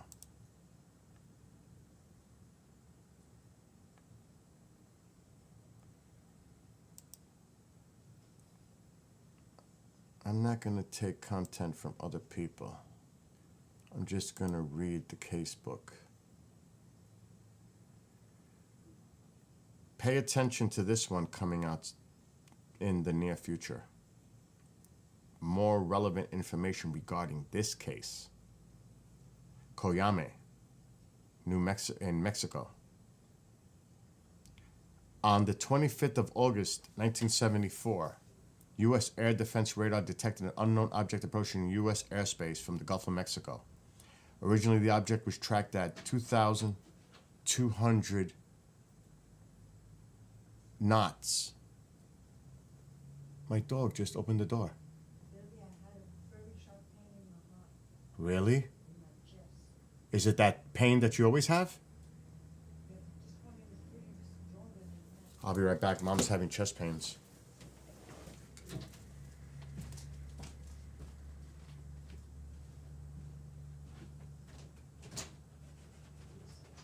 Is it gone?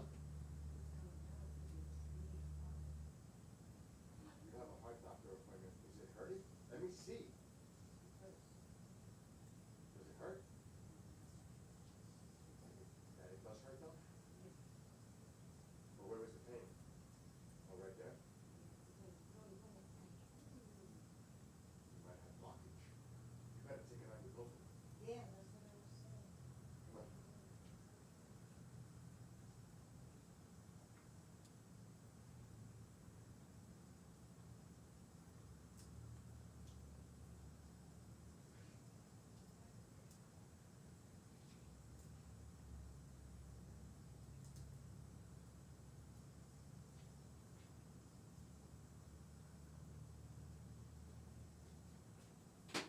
Let me know.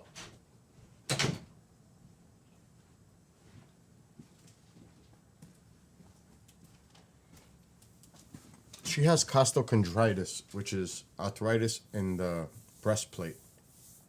So she gets sharp pains. Sometimes she gets paranoid that it's her heart. She's going to see the heart doctor anyway on Wednesday. But when I press it, if you press it and it hurts, that's what it is. It's arthritis in the breastplate. It happens as you get older to some people. So what you treat it with is ibuprofen. But she's going to see the heart doctor on Wednesday anyway. But to make this brief, instead of reading the whole article, supposedly there was some type of craft that crashed in Mexico. And there was a skirmish. The United States went over the border. And there's conflicting stories that there was Mexican soldiers that were undead. That's the way I got to say it on TikTok. At the scene, or there was some kind of confrontation. And supposedly, allegedly, the United States then airlifted this craft back to the CDC in Atlanta because they didn't know if there was any kind of hazards involved. But there could be some really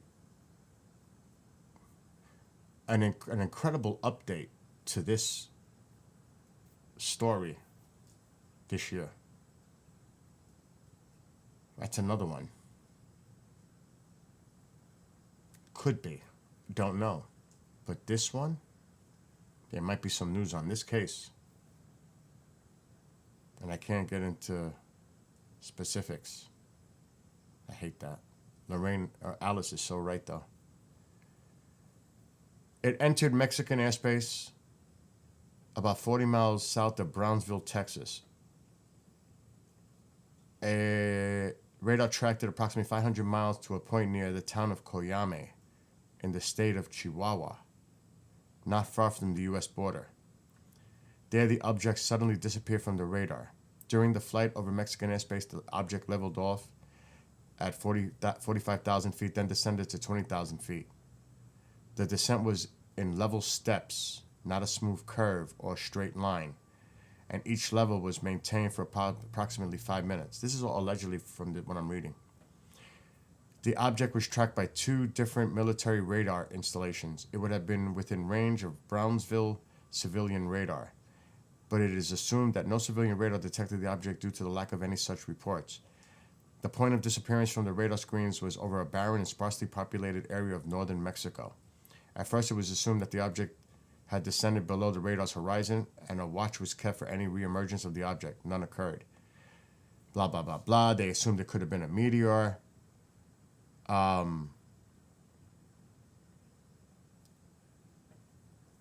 With daylight the next day, Mexican authorities began a search for the missing plane.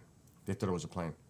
At approximately 10:35 a.m., there came a radio report that wreckage from a missing plane had been spotted from the air. Almost immediately came a report of a second plane on the ground a few miles from the first. A few minutes later, an additional report stated that the second plane was circular shaped and apparently in one piece, although damaged. A few minutes after that, the Mexican military clamped a radio silence on all search efforts. The radio interceptions were reported through channels to the CIA. Possibly as many as 2 additional government agencies also received reports, but such has not been confirmed as to this date. The CIA immediately began forming a recovery team.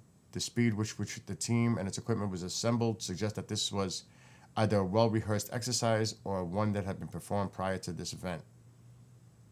In the meantime, requests were initiated on the highest levels between the United States and Mexican government that the U.S. recovery team be allowed onto the Mexican territory to assist. These requirements were met with professional ignorance and a flat refusal of any cooperation. The recovery team had assembled and had been staged at Fort Bliss. Several helicopters were flown in from some unknown source and assembled in a secure area. These helicopters were painted a neutral sand color and bore no markings. Eyewitness indicates that there were 3 smaller craft, very powerful UHI Hueys from the description. There was also a larger helicopter, possibly a Sea Stallion. Personnel from this team remained with their craft and had no contact with the Fort Bliss personnel. And then it goes, I'm just going to get to, okay. The photos, they took surveillance photos. The photos returned by the aircraft showed all trucks and jeeps stopped with some open doors and 2 human bodies laying on the ground beside 2 vehicles. This decision was immediately made to launch the recovery team, but the actual launching was held up for the arrival of additional equipment and 2 additional personnel. The 4 helicopters followed the border down towards Presidio, then turned and entered Mexican airspace. All right, blah, blah, blah. I'm going to keep skimming. By 14 hours, the recovered object was on its way to U.S. territory. Before leaving the convoy site, members of the recovery team gathered together the Mexican vehicles and bodies, then destroyed all with high explosives. This included the pieces of the civilian light plane that had been involved in the mid-air collision. So supposedly, there's conflicting reports that this is the case, that they found it that way and they took it back to the United States, or that there was an actual confrontation between Mexican and American military personnel at the location. There's conflicting. This is just one. But there could be some interesting developments regarding this soon. Very interesting developments. So we'll see. That's another one that's out there. So who knows? Time will tell. But I am planning, and I've been stuck on this topic now for quite some time talking about it. I am planning on bringing somebody on, maybe this week, hopefully soon, to have a further discussion from this person who is a direct witness, military witness. And let's see what he says. And I'll just say he's a potential witness for the next hearing.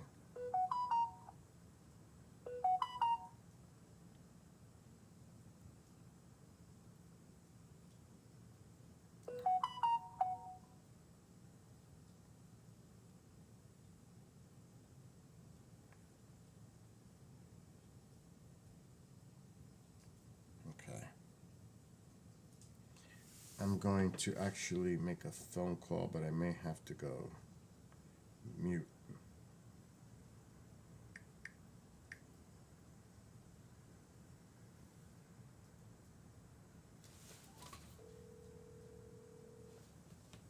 If he picks up.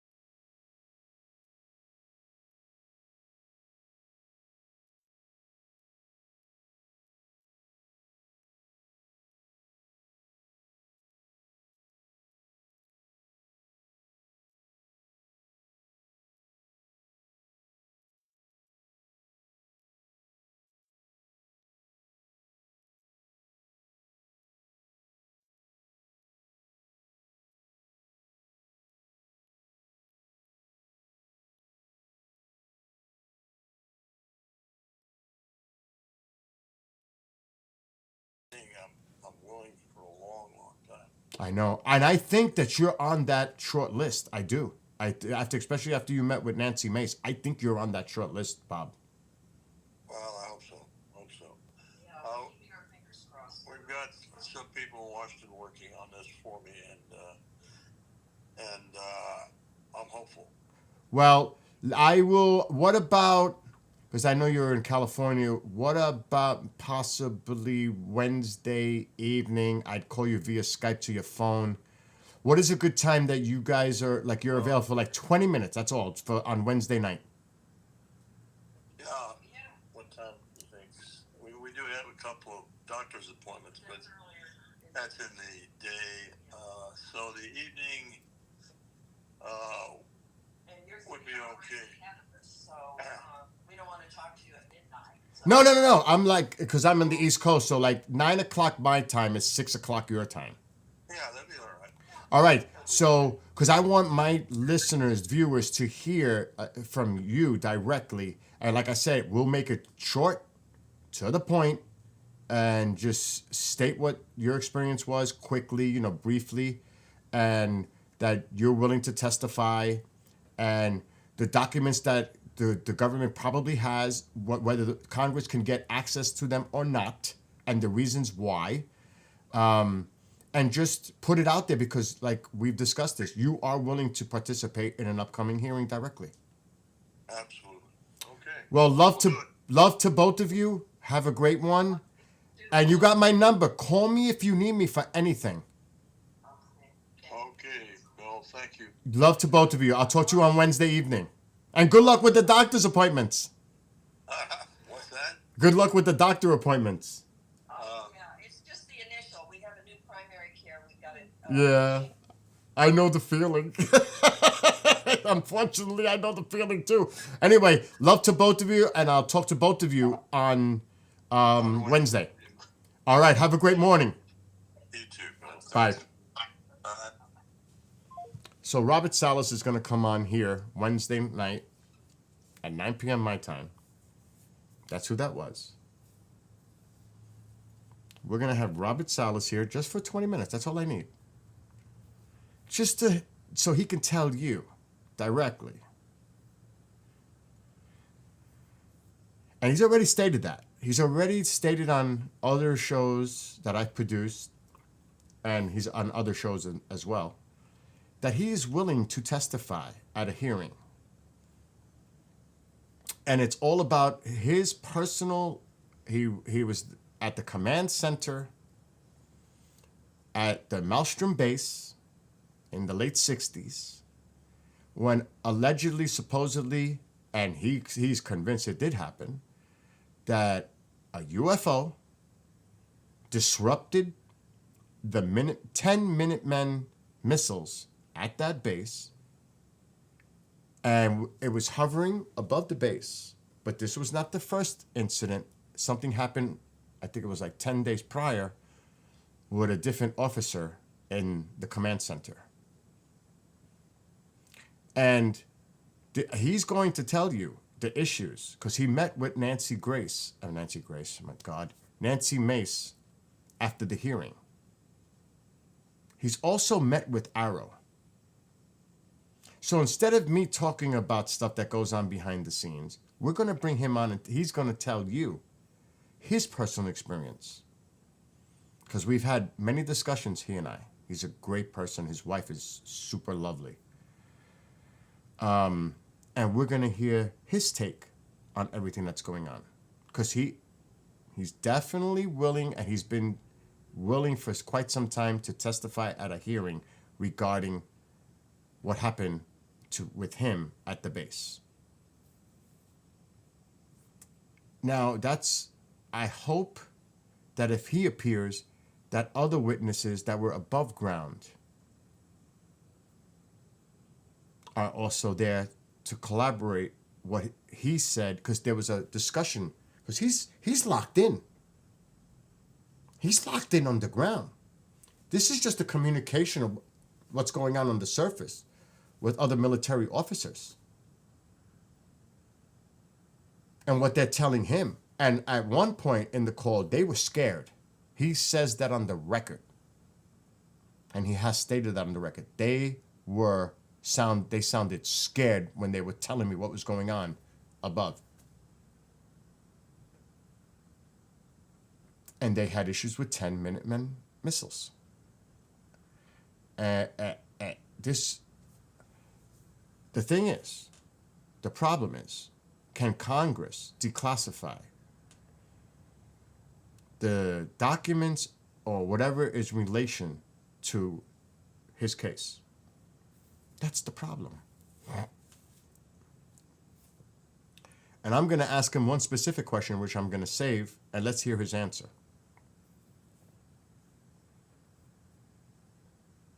So Wednesday night, 9 p.m.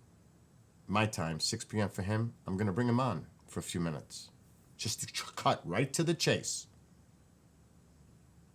So people can hear it from him. The commanding officer in that bunker for those Minutemen missiles when they had issues and they were shut down. They had all kind of electronical issues with it.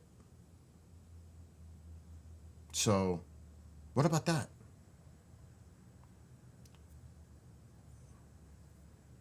And there are other facilities. This is not an isolated incident. There were other military installations that this happened to as well.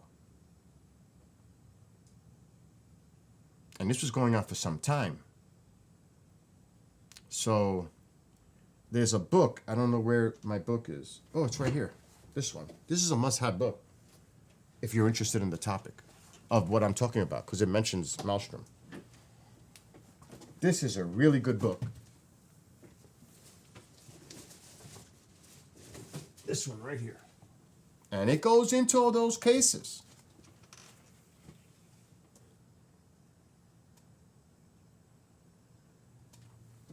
Of what happened at these sites.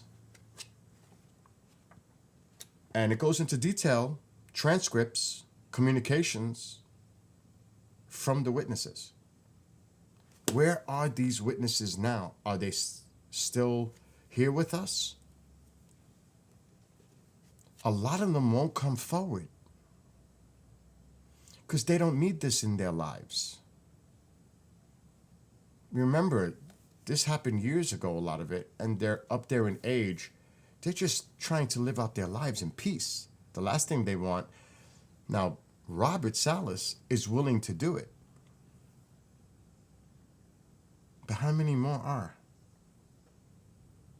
willing to put themselves out there and be targeted? Because you know that happens. The naysayers, the skeptics, debunkers.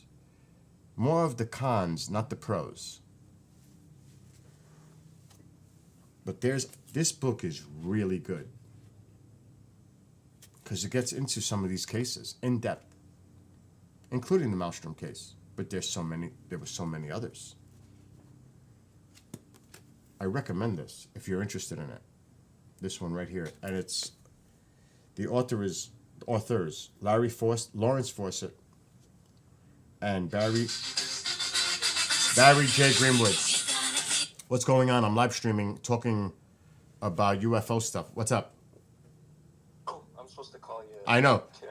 Are you around in the next few? Few hours? Well, whatever. An hour or whatever. Are you doing it? Are you leaving? I will be until I'm not. That's a good one. I got a pre-record at 6:30, so like I told you. But like, are you going out in the next hour or no? The next couple hours, yeah. All right, so I'll call you way before that. Okay. Because I've been streaming for like 2-3 hours already, and I need a break. Sweet. I'll call you. Okay, sounds good. Love you. Bye. Bye.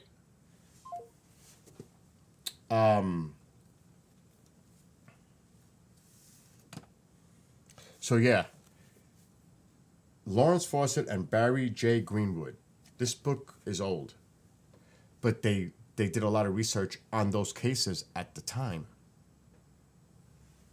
And it's so weird because a lot of what you read in here, it's like wow, were they ahead of it? Because the same thing that's going on today, it's similar to what they went through back then.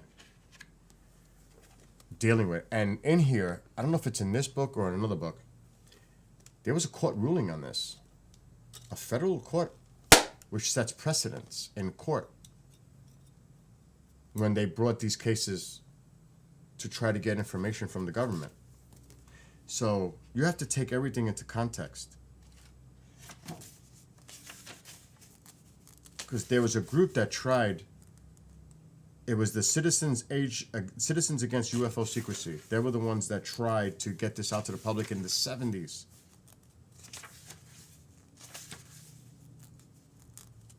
And I'm just going to look for that one little thing that I read in here.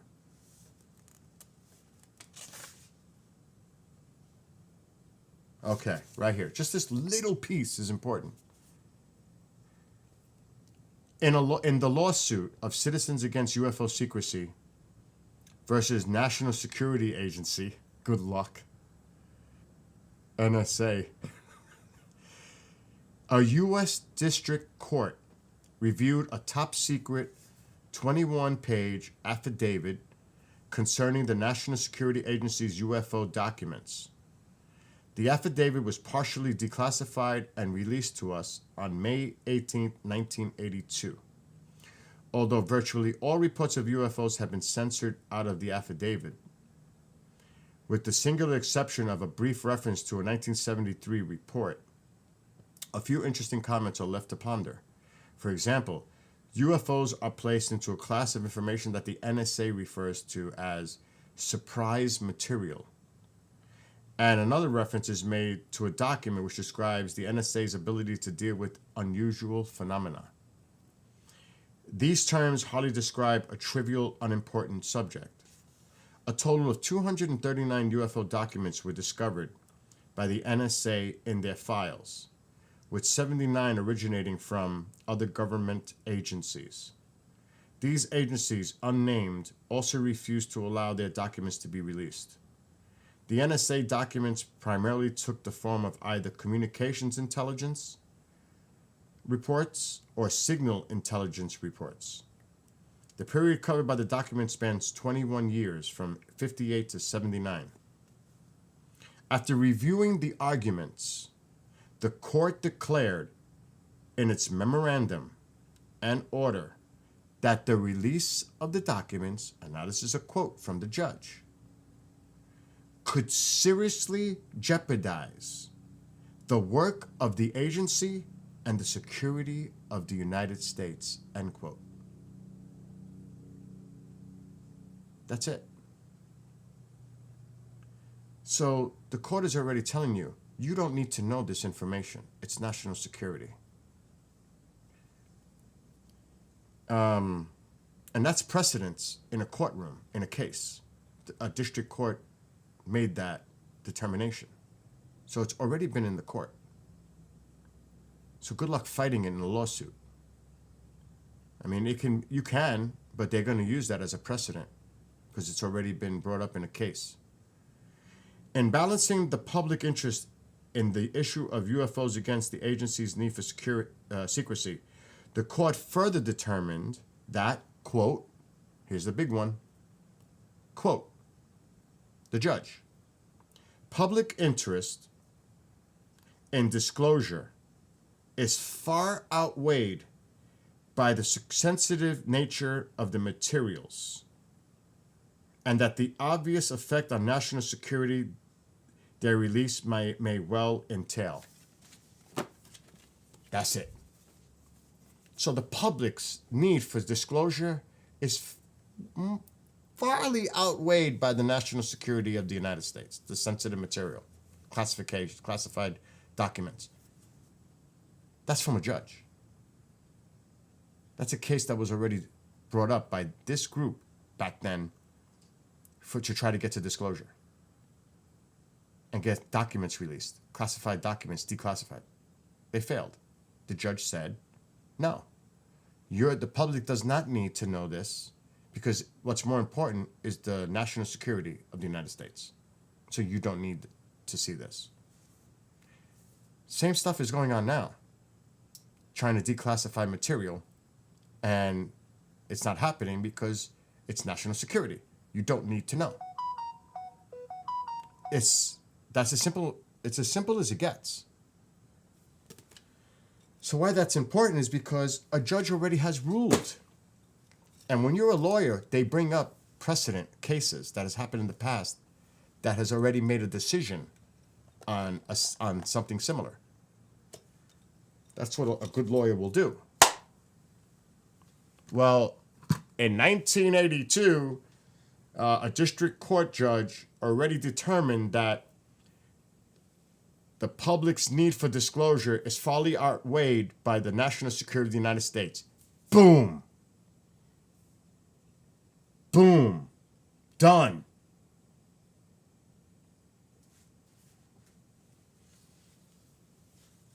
So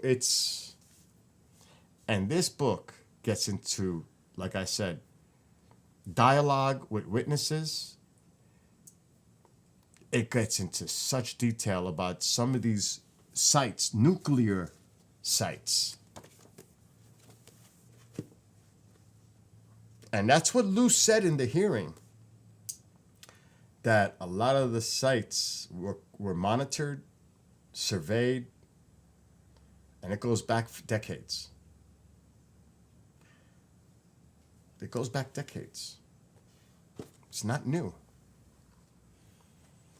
And for them to, it's just laughable. It is. It's laughable. Let's see some of the cases.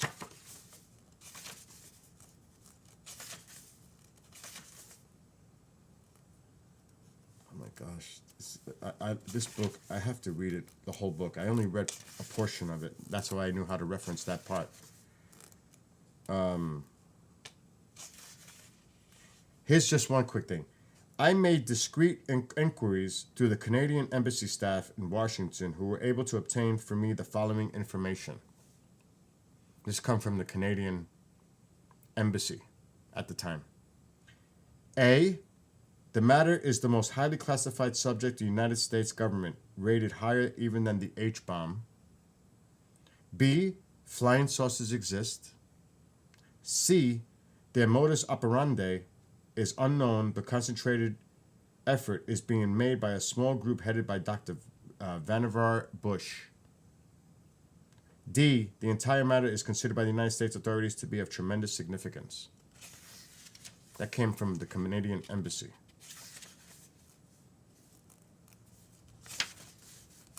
And then it talks about FOIA, trying to obtain information.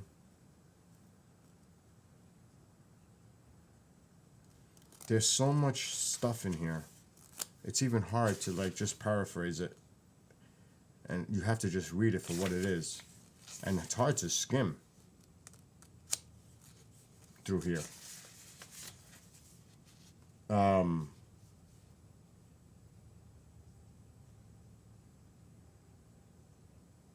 But see, Lewis, you say God is more of a national security threat than ETs.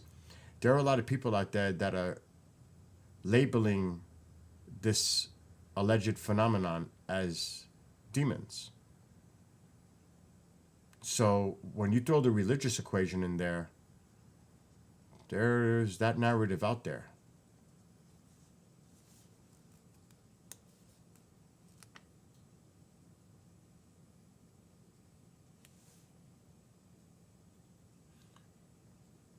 I don't know what this, something to do with Canadian officials. Oh, this was in Maine. All right, this is just a quick thing, and then I'm going to stop because I got to get off. On August 27th, 1982, Bernard Pauline was interviewed by Larry Fawcett, the author of the book. His recollection of the mission was as follows. This is coming directly from this witness, a military witness. Upon our arrival at Loring Air Force Base, we were briefed by the wing commander, Colonel Richard Chapman. We were informed that all the sightings of the craft, or whatever you want to call it, it had been late at night or early morning. We launched the next morning. Aboard my helicopter were one member of the Canadian Royal Mounted Police, one member of the Maine State Police, and several air security police officers. The air police had a radio in the back of the helicopter, and when the reports of the intruder started to come in, they would direct me to the location in which the object was seen. The reason the Maine State Police and the Canadian Police were aboard was that there had been a lot of drug operations going on in the area, and that the powers to be thought that this is what was occurring at the base, but this never panned out to the best of my recollection. Well, we were launched on the first search mission after ground personnel stated to see or hear the quote, "if you will, UFO go by." So we would launch, and I believe that we were in the air for about 40 minutes looking for this thing, with the idea that it was a rotary type aircraft we were searching for. We were vectored in by ground personnel to different spots on the base where the ground personnel were seeing or hearing it. All this time we were being tracked by the base radar, traffic control radar, which is designed to pick up aircraft, and radar was not painting the object that was being reported, so it wasn't being picked up on radar. Ground personnel would call and say that the object is at this location, but radar would not pick it up. So there were the ground reports that were identifying it, but radar was not seeing it, picking it up. Well, anyway, we hunted around and we didn't see anything. Again, they would call and say they could hear it at a location, and we would go there, but we could not see it. When we would then shut down and wait for the next call, and that went on for a couple of nights. Then this again was early evening or early in the morning. I can't recall on the second night of the mission. Radar picked up a return, but it turned out to be a KC-135 tanker returning from overseas. Then he was asked. According to some of the documents, personnel on the ground were reporting that at the time you would bring your craft within 100 feet of the intruder, yet you could not see it. And then the witness answered, "Yes, well, we could go real low to where they said it was and would turn on our searchlight and sweep the area with the light, but we never saw the craft. And it was over. After it was over, we discussed our mission. The powers to be were quite concerned about what was going on and if we were able to see anything. They maintain all along up there, those are pretty sensitive places, and they have to know what the hell was going on." So there's so much more. When they arrived at the base, the security lid was so tight that both pilots were permitted to call their wives only once to say that they were on a mission. In the meeting with Chapman, Pauline recalled the commander saying, quote, "We've got to keep the lid on the fact that something has been able to penetrate in and around the bomb dump, and we don't know what's going on. We've got to find out what's going on and prevent it from happening again," end quote. At Loring, additional manpower was armed and ready for deployment. Security police battle staff was to be manned at Central Security Control. An additional 2-man mobile patrol was assigned to the weapons storage area during the hours of darkness, while the 10-man reserve force was standing by, ready for deployment. A 2-man patrol would be positioned at key vantage points about 1 mile north of the base for additional surveillance. At SAC/SP, message informed Northern Tier bases of the situation and recommended a security option 3 alert all along the U.S.-Canadian border.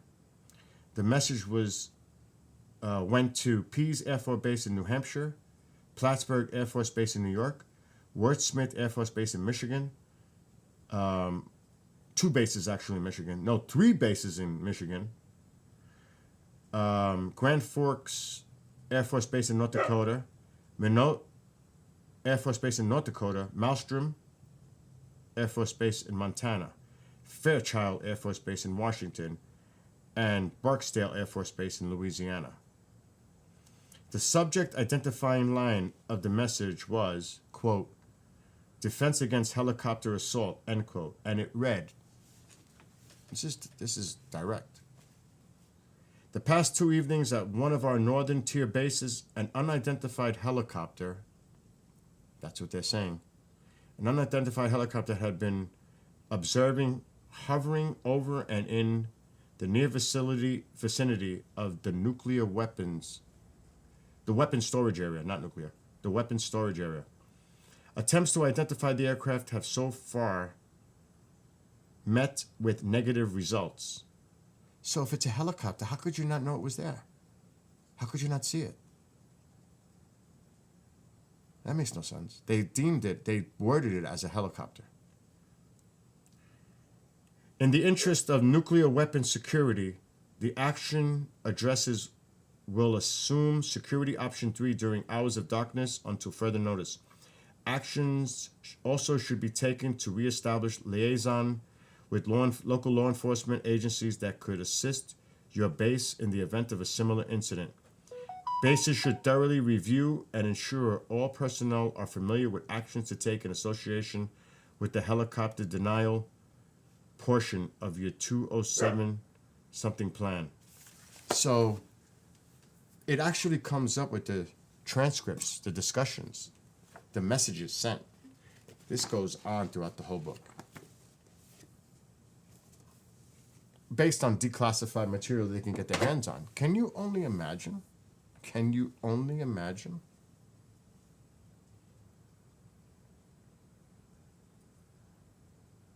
What is this?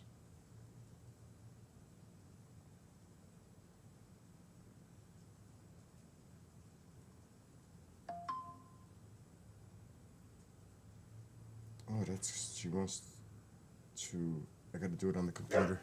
All right, Tycho, I know you want to come in. I hear you. I know. I get it.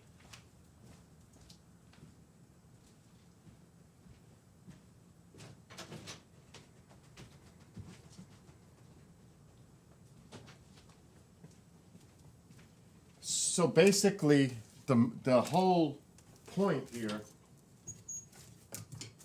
as I was bringing up Robert Salas, is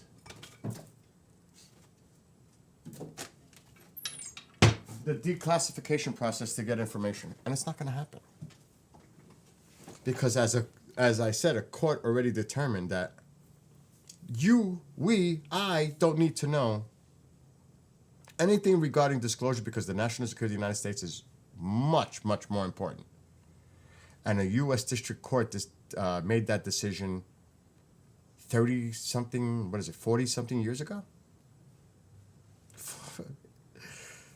So that's a good reason why disclosure will never happen, because we don't need to know. It's as simple as that. You don't need to get access to classified information.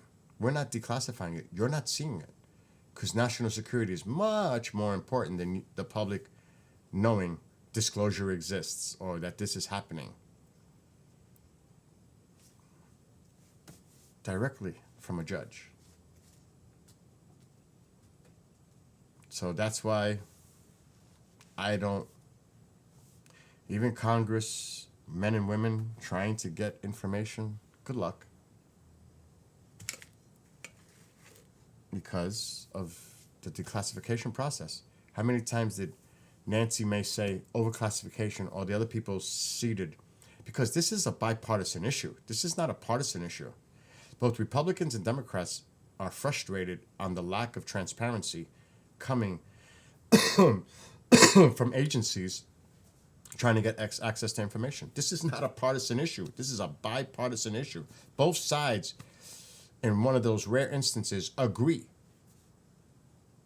But the problem is, as Tim Burchett indicated, that it's like kicking a nest and you gotta be careful. While like a watch your back kind of deal, you need bodies around you to see, meaning that he needs security. Because he's messing with stuff that there are people out there that don't want him touching. But yet he's still, and he sent a letter. I wish I could find it. When President-elect Trump was confirmed, that he's going to be the next president, Tim Burchett sent him a letter, and it mentions UAP transparency. Mr. President, I wish I could find that letter.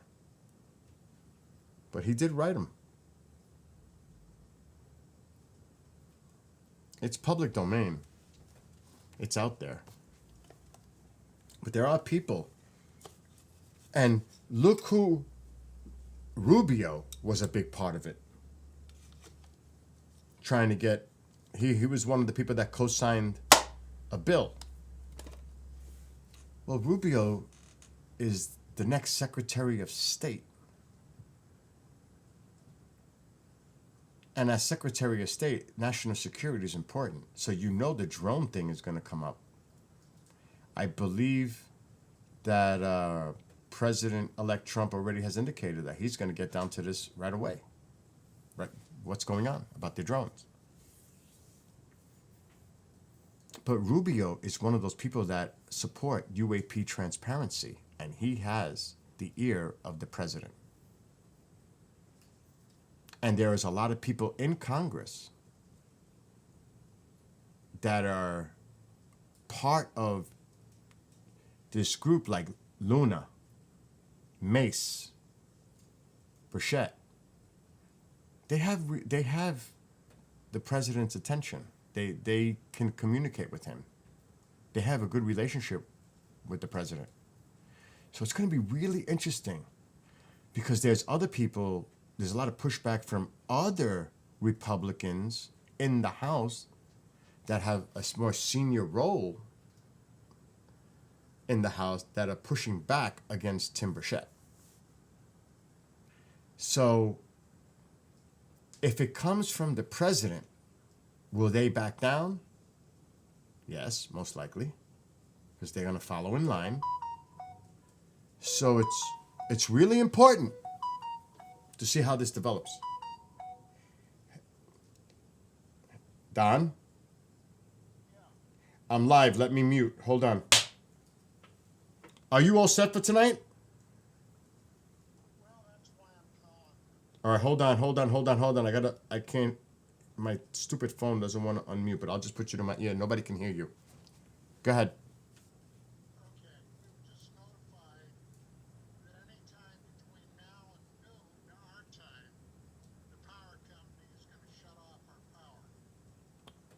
And what are they saying as far as turning it back on?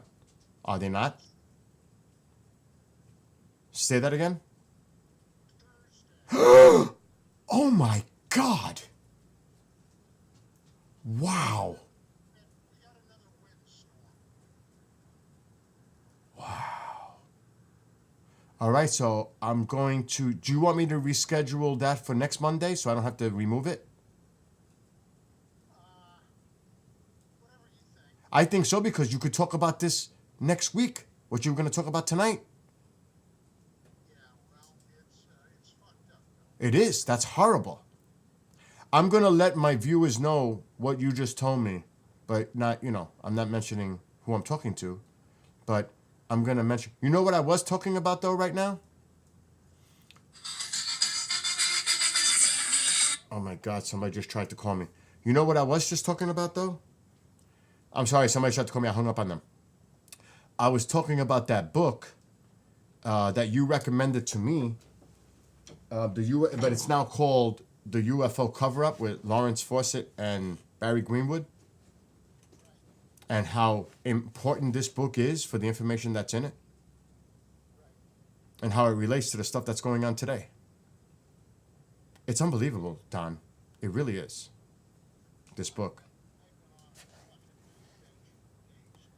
I can't imagine what you're going through in California. I just can't. I cannot even. And we love you and we're praying for you and Vicky and all that. Yeah. Now, do you have gas for the generator? Are you ready for this?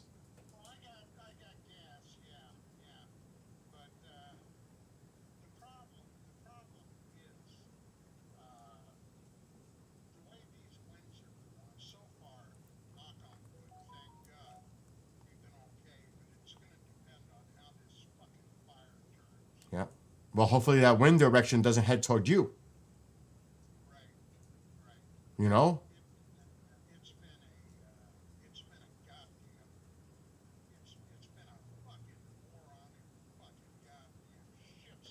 I know. And I believe me, I know somebody who was there as a volunteer firefighter, and they said it was like hell on earth. And it's just, I mean, it's devastation. It really does. Some of the images that I'm seeing, it's just horrific. And plus, you've got the arsonist equation and the looting equation on top of all that. I mean, that's just horrific. Just horrific. It is what it is, Don. The priority is your safety, your health, everything that's going on with you and Vicky there. That's the priority. The heck with the show, the heck with all that. You guys, you know, this is life threatening. This is a serious situation you're dealing with right now. Do you have food, medication, all that stuff? So you're okay? Oh, but in some news reports they're saying so far confirmed, but they're expecting to see a lot more fatalities. Yes. It's just a horrible situation, and until these winds, because now, like you said, I saw the same thing on a forecast that the winds are expected to increase now, for a few days. So it's like, oh my God! I mean, this is just horrible. And the containment is still like less than 20% last I seen on the big ones, the Eaton and the Palisades, but it's just so bad. It's. Yes, and it's a very densely populated area that's affecting now. It does look like that. It does have that look of that. It looks like something went off and it's just incinerated everything. It does. Well, let me swap everything out and get this. Yeah, thank you for doing that. I'm going to swap everything out now. And just, we love you and keep you everything, get everything. You have the generator, so get everything charged. But I'm assuming, you think the towers are going to stay up for the phone? Your internet?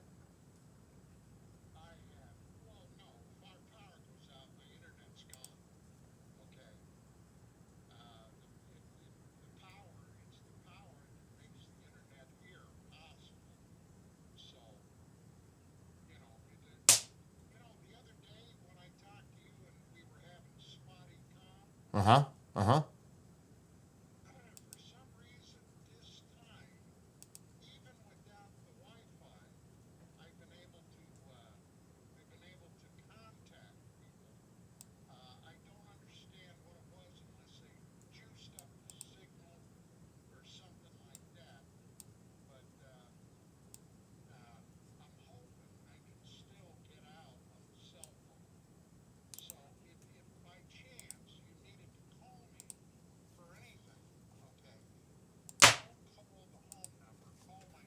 Is this the cell though?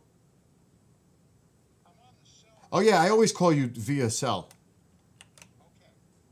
Wow, Don. So call me if anything. Just call me. Yeah, he's out of pocket for 2 weeks. Yep.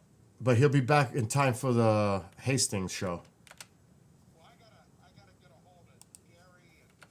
Yes, you need to do that right away. So get off with me. Call me. Call me if anything. Love to both of you.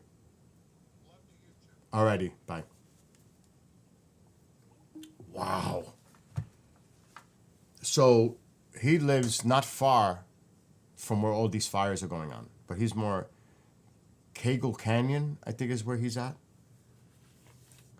At noon today, his time, they're shutting his power till Thursday because of the power lines, and the fire risk is increasing again. So he's got generators, but he's being shut down. They're shutting the power off as a preventative measure for till Thursday. He said. So this is new. He said he just found out, and he's calling the other guys to tell them there's no show tonight. But that's wow. So now I've got to reschedule his show for next week.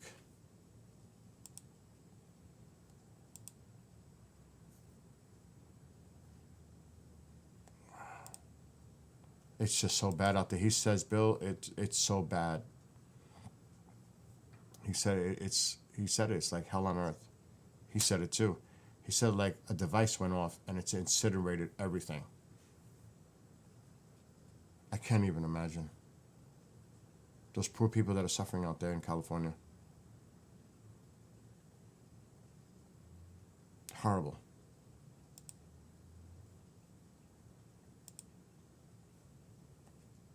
And this is gonna go on for a period of time, including when a new administration takes office. So it's gonna be an issue. Okay, there it is. Edit. Okay, this is going to be January 20th now.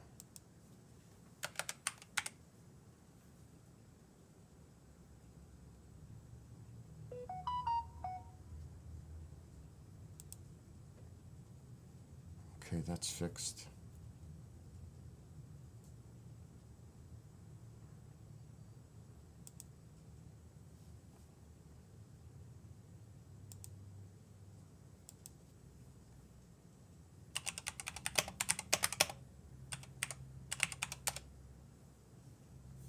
All right, let me get rid of that. There's a lot of stuff going on right now. Everything's coming in.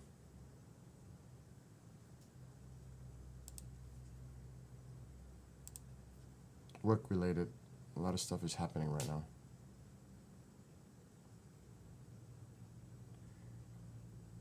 I got an email from someone, but I don't know where it's coming from for a host.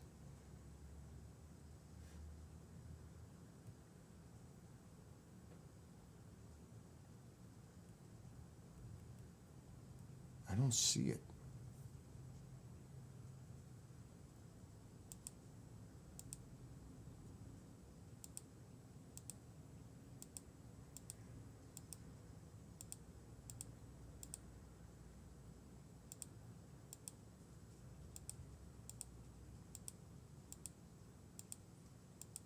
It's amazing how many emails come in.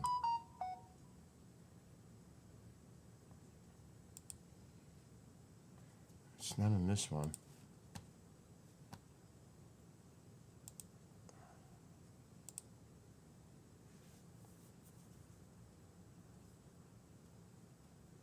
Oh, there it is.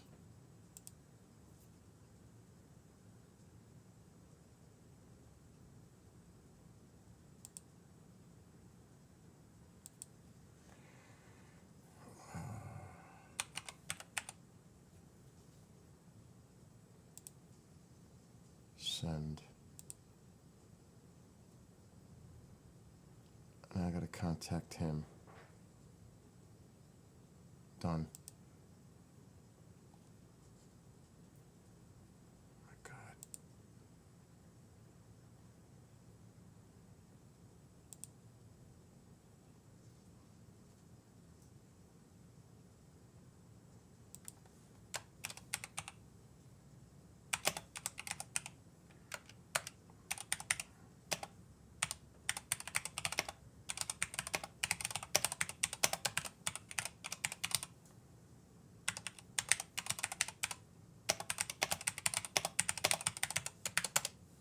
Okay, now I gotta do another one.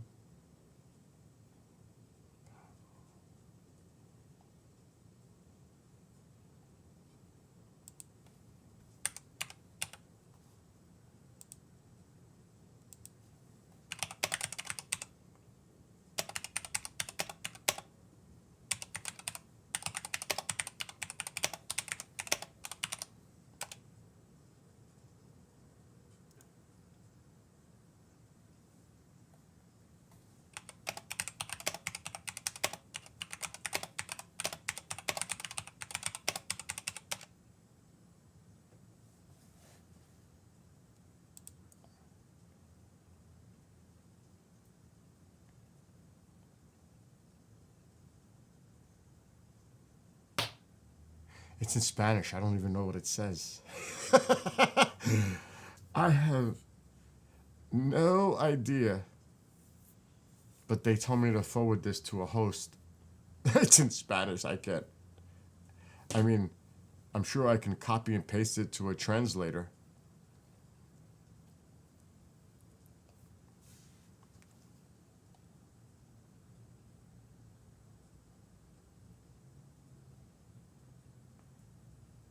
Translate to English.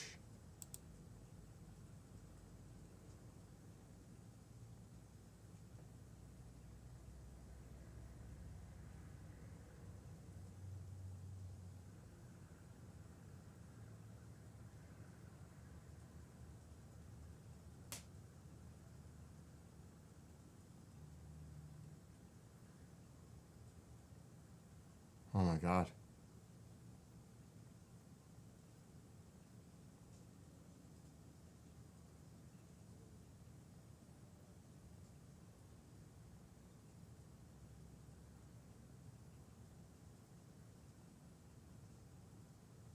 Okay, it was a good message.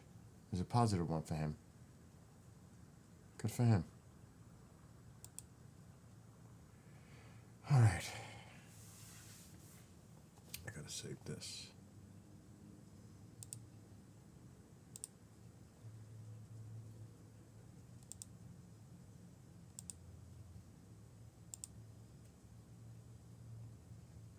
All right, Lewis, I'm reading what you wrote now. Yeah, they're turning off the power to prevent forest fires. This fire looks almost as bad as the one in Hawaii. Somewhere got a red flag warning and high wind advisory as well. I don't know if. Let me check.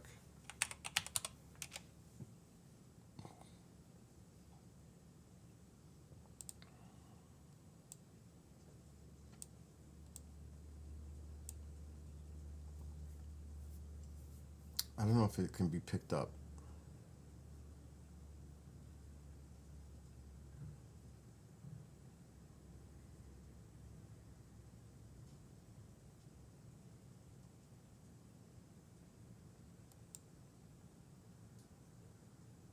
It's hard to see it on satellite imagery.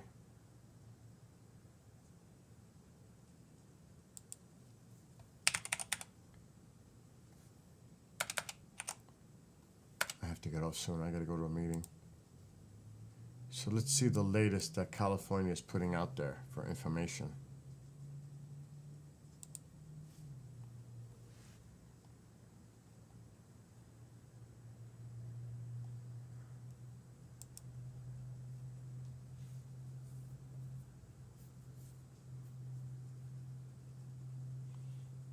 So they're saying that the Eaton fire is 33% contained. The Palisades is still under 20% at 14.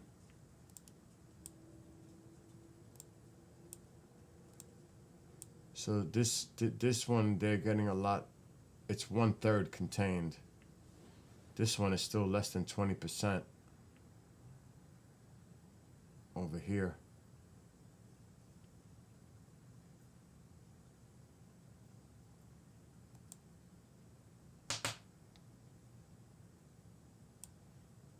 And I can't imagine. Let me look at Windy.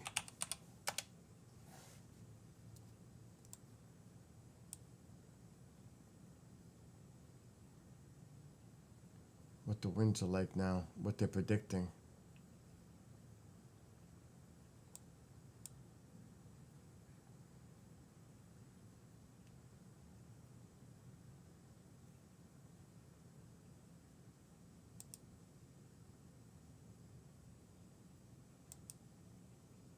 Looks like there's a weak high pressure. Look at bringing down these winds.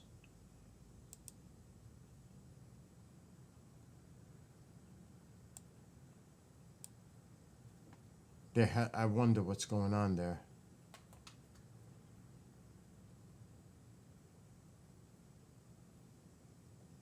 But it does look like there's definitely wind coming down. And that's not a good direction either. To be honest, that is not a good direction.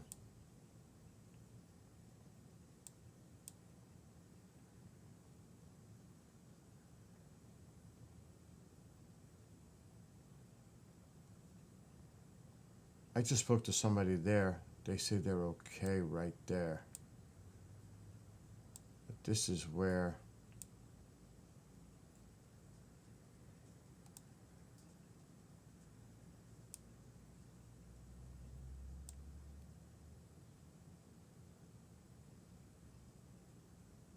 just looking at the wind.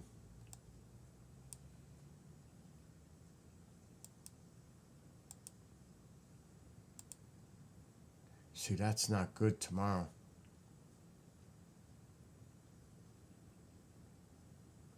The wind's coming down.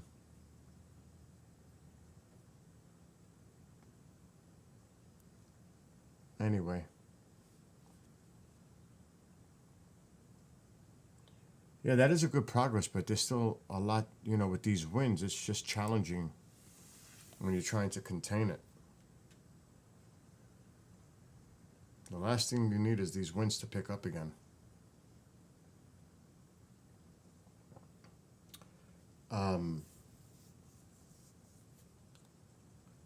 I'll just do Malibu.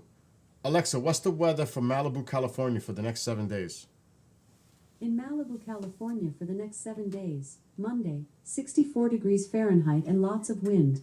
Tuesday, 66 degrees and lots of wind. Wednesday, 69 degrees and lots of wind. Thursday, 65 degrees and lots of sun. Friday, 59 degrees and mostly sunny weather. That's why they Saturday, 62 degrees and partly sunny weather. Sunday, 62 degrees and lots of sun. Also, there's a wind advisory in effect until Tuesday, January 14th, 4 a.m. Lots of wind. Today, tomorrow, Wednesday. That's why they shutting his power off till Thursday. That explains it right there. Lots of wind, lots of wind, lots of wind next 3 days. That's Malibu, though. But still, gives us an example of what's going on over there. Not good. Not good.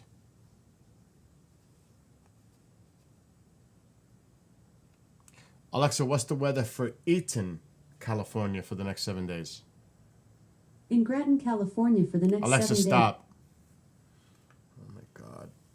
I hate when it does that. But anyway, we get the idea. Not good. And my thoughts and prayers to everyone over there. And I know a few. I wonder how Renee is. Oh my God.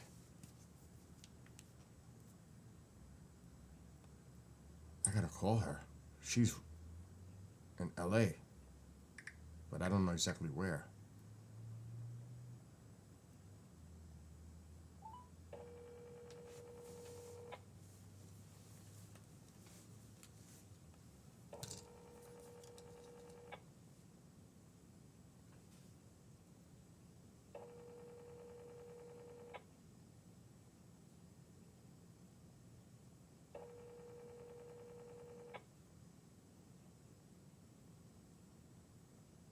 That's not a good thing.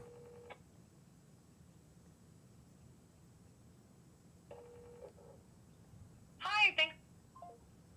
Oh, that's just not good. She usually picks up for me. She's right in LA somewhere, and I don't know exactly where. I hope she's okay. Oh my gosh.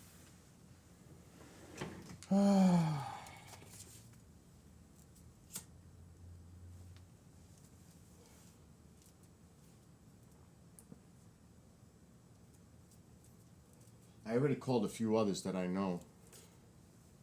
Oh my God. There's one person I didn't call, Merrill Fankhauser. He lives in Malibu. Oh my God, he's a He's the musician that wrote White. Busy. His shit is down. Oh my God, I hope he's okay. Oh my God.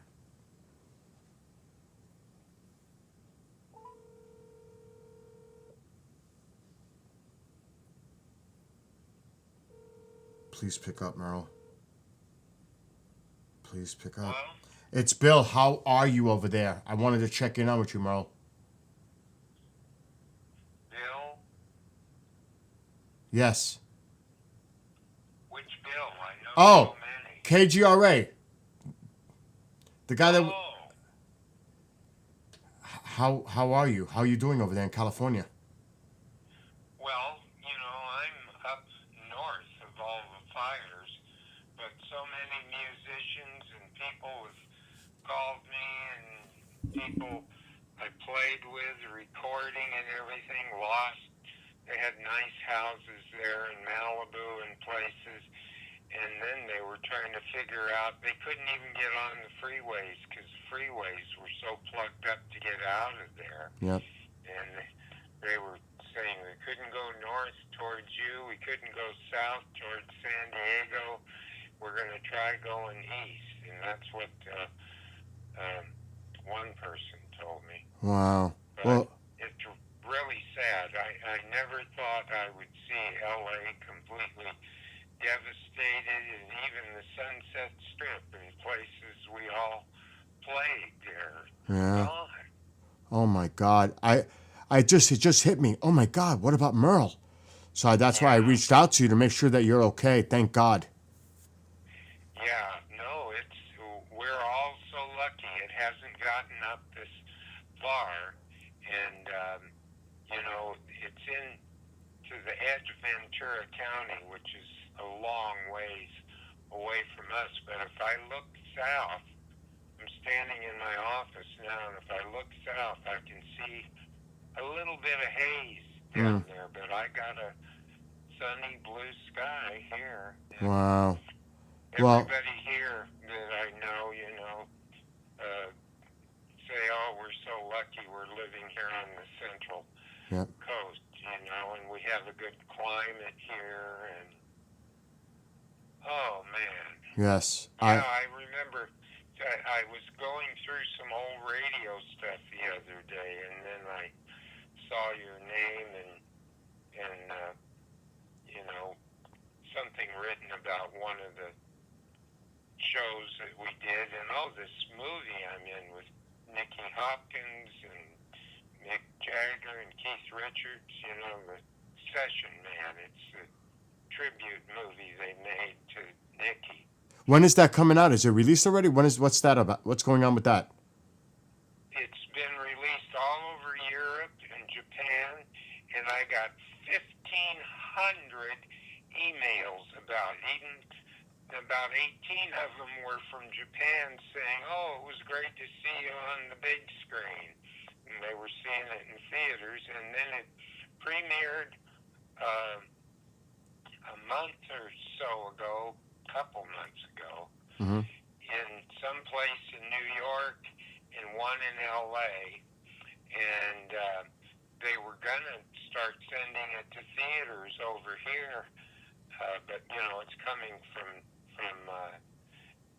London, and they went, oh no, now's not the time to do it because New York and all back there, is all snowed in, and then it couldn't even make it through LA.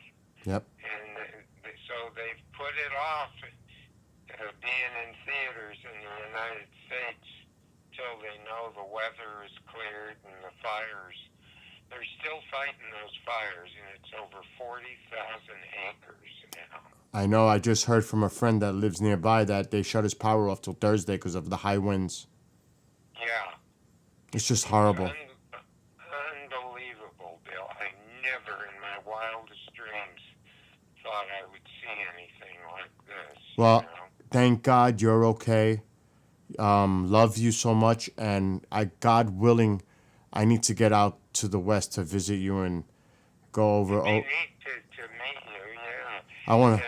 I want to hang out at the Tiki Lounge. Yeah, I keep getting songs in movies.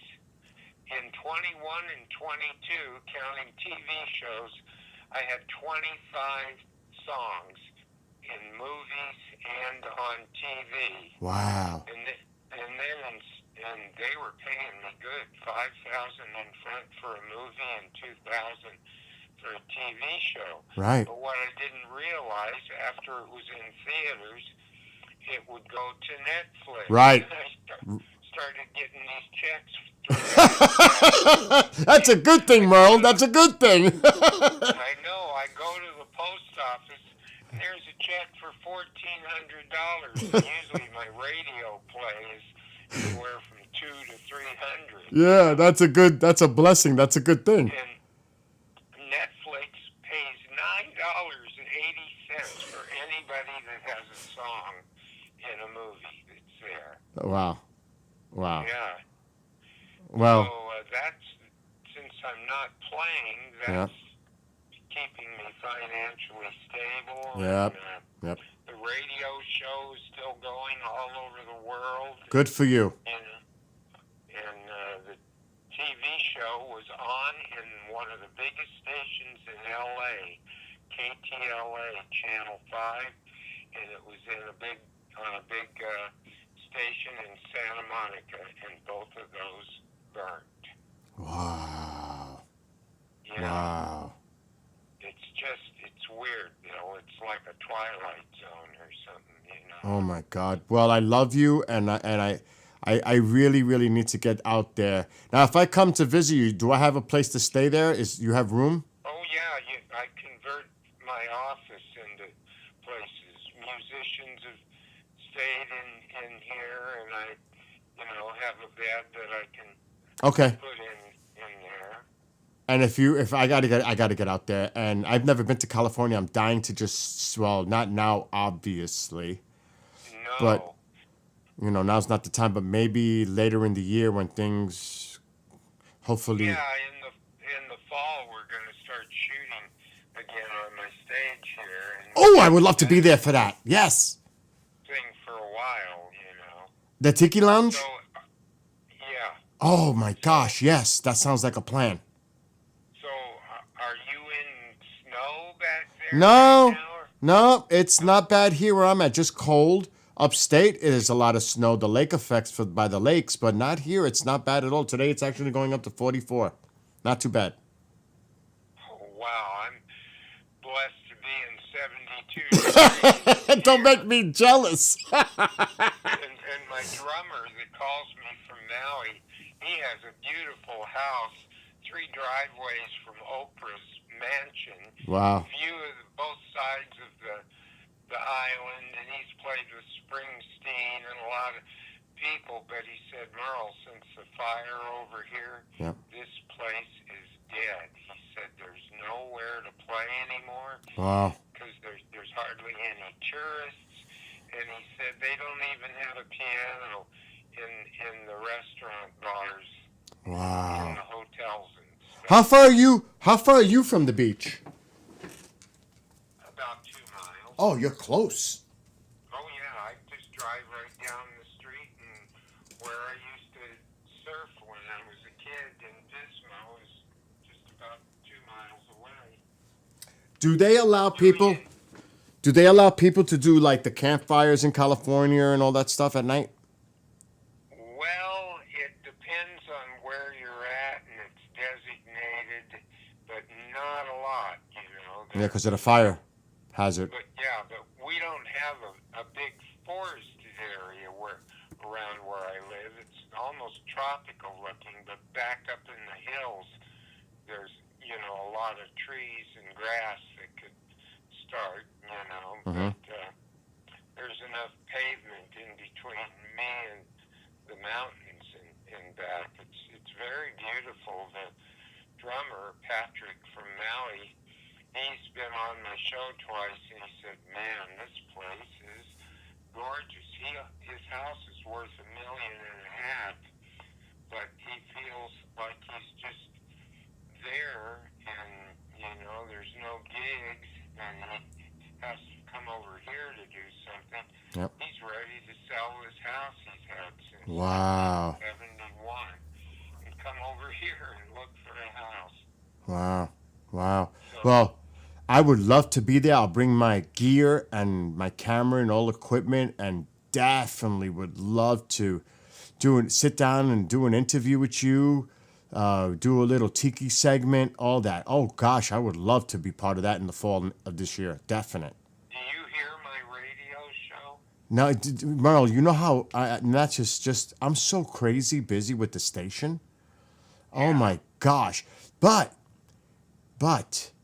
this It's is online, at kyxz.org. You can hear it all over the world. well, you know what? I would like to do a special for the station and put it behind a paywall so that you can earn some money from it, and maybe do a paywall doc, like a little mini doc of you at your home, your equipment, behind the scenes stuff, and even segment of the Tiki Lounge, to show people and for you to talk about the whole thing when you wrote, because I know it well. It's well documented between you and I, because we spoke about it numerous times. When you wrote Wipeout and what happened afterwards, and you trying to get the rights back, which you eventually did, and all the other stuff that you written. And in my studio, I've got 136 releases now, counting compilations. Wow. And the Wipeout album, When You Walk In, is one of the first ones on the wall. And it's Billboard magazine came here and interviewed me, and first they went out in the Tiki Lounge. It has, all of these pictures of stars that I've played with and everything. And Yep. the guy that was taking pictures of it for the magazine, he said, Merle, this is like a museum. And then he walked in the studio and he couldn't believe it. He was just overwhelmed. I want to jam, but I'm going to have to swap the drums. I'm going to have to switch it around from a righty to a lefty. I want to do a little jam with Merle Frankhauser. Oh my God. That would be like I'm getting the chills just thinking about it, just like jamming with you. Because I can, dude, I can hold my own. I can hold my beat. I can do my drumming. Trust me, I can handle it. So I would love to get that on camera. You and I jamming. Or maybe, I don't know if your son still gets involved with the musician part with you, but oh my gosh, that would be like a dream come true. I've always wanted to come meet you, and even just as I've never been to California, I want to experience that. I know quite a few people out. You'd like it. You'd like it. Yes. We're lucky to be here in January and we have like a microclimate here, and it'll get up to 72. And God, we've even played out on the stage in December, but the COVID thing hit a lot of people, and everybody were sick, and they were afraid to get together. Yeah. But that was then. This is now.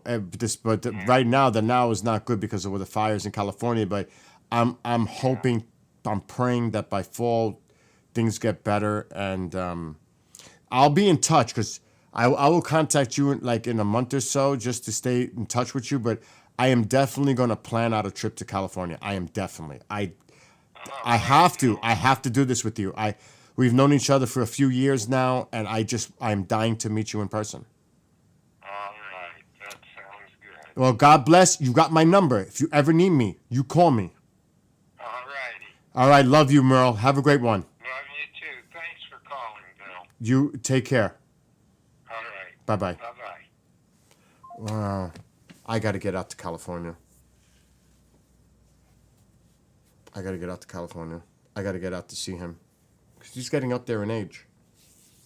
He wrote the song Wipeout. And then the other band made it. It's a long story. But thank God he got the rights back after so many years, which he had to fight tooth and nail to get it, which he now owns. But he was the writer. And back then, a lot of artists got swindled out of the rights of their music by the music companies, the labels, a lot of them. Many artists got shafted by the record labels, but they didn't know. They were young. They signed off record deals, not knowing. They were naive. Only to find out after they had the rights, and then they gave it to, say, the Ventures band, and the rest is history. But that happened with a lot of artists in the music industry. A lot of artists went through that. That they would lose the rights to their music, only to fight to try to get it back later on, which he did. Thank gosh he did. But he lived in Maui for a time in his life. He wrote music there. And he is the surfer. He is one of the pioneers of surfer music. Merle Fankhauser. He is definitely one of the legends, pioneers of the surfer music genre. There's no doubt about that. He's a legend. He's definitely a living legend. And I got to see him. We've known each other for many years now. And I've helped him in some stuff, putting his music out there. What's up, C? I got to get to California. I'm going to get out there by the fall. I'm going. And I'm going to do something for the station. And he owns all the music, so it's not like it's copyrighted. He owns everything.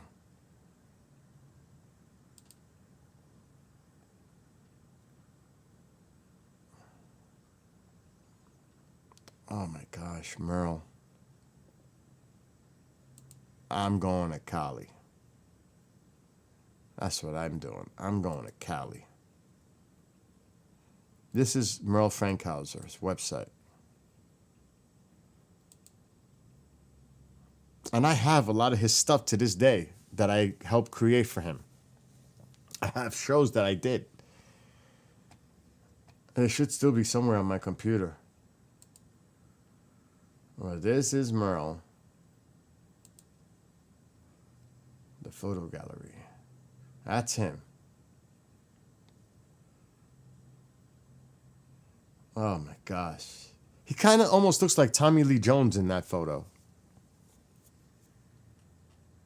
But he's been around. Look at him. He is one of the pioneers of surfer music. There's just no doubt about it. That's him in the middle.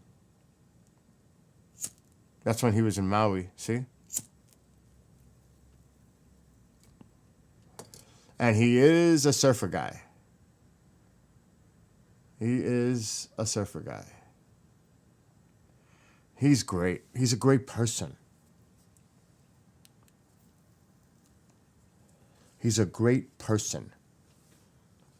You could tell in his voice, he's just a great person. And I think in my YouTube, my gosh, I hope they are.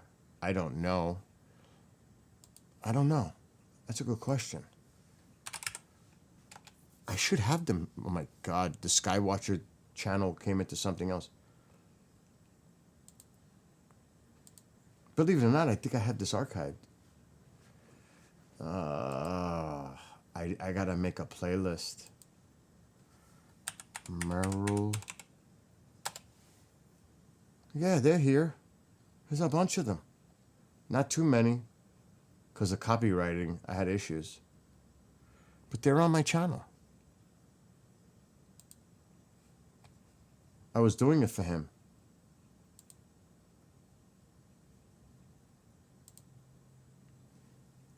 Another episode of the Merle Fankhauser Radio Show. Tonight we will be featuring on, and welcome to another episode of the, and I hate the echo, that's on my fault. Anyway, we'll be featuring tonight a message to the universe. So let's get this started. Ooh, look at the beach. Let's stop here. Okay. This place is cool. Hey guys, can you tell us where we're at? Grover Beach!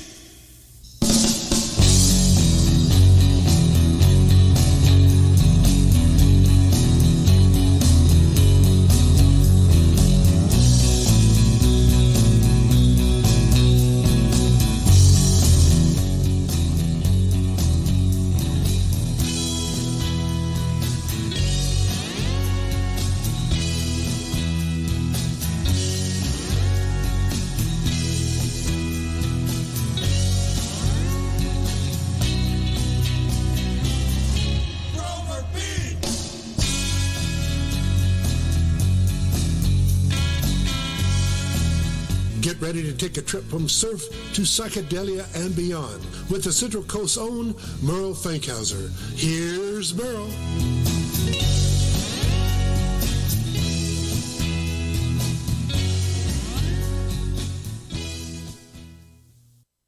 In 1986, I was still living on the island of Maui, and I had written an album's worth of space rock songs.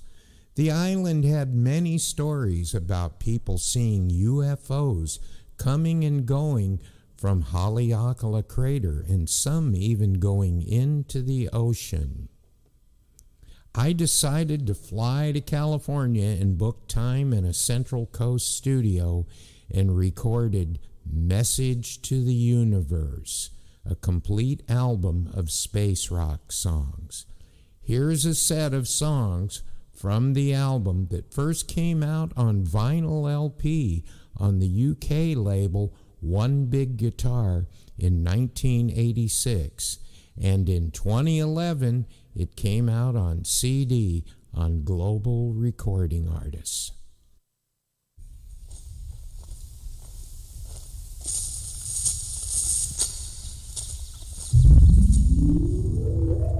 So I was publishing his music with all rights.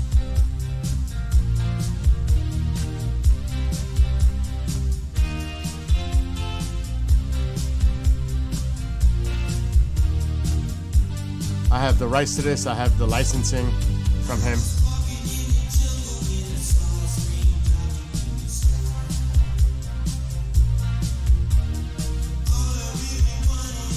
And I don't even know how old this is. This is years already ago. That's how long I've known Merle.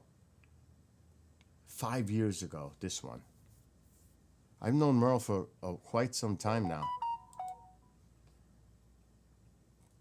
And that's cool that he invited me to stay over his house if I go to California. So I have a place to stay. All I gotta do is make it out there. Central Coast, here I come, full. I'm going. Because it's also station related, which I'm gonna get off soon to talk about this. To do a mini doc about Merle Fankhauser. Because I already just discussed it with him.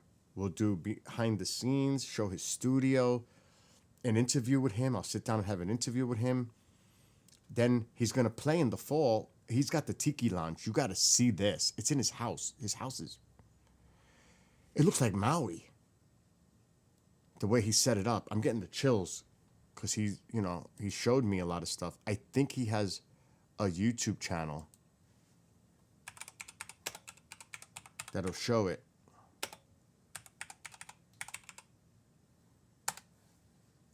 Then I'm going to get off because Merle Fankhauser official site.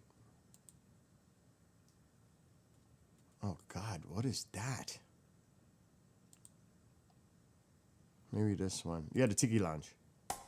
Here it is. I'm going to mute it because I don't want to get in trouble because I don't have the rights to this. This is what he does in his backyard. He's got this set up. Check this out. This is the Tiki Lounge. In his backyard, he's got this setup. Coming up, you're going to see him. There he is. There's Merle.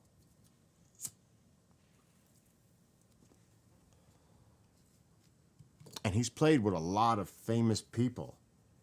I mean, even Willie Nelson did a gig with him. This is his house. This is Merle Fankhauser's place. And you'll see a wide-out shot of his Tiki Lounge. It's a big stage in his backyard. I hope it shows it in this video. I'm pretty sure. It's his wife.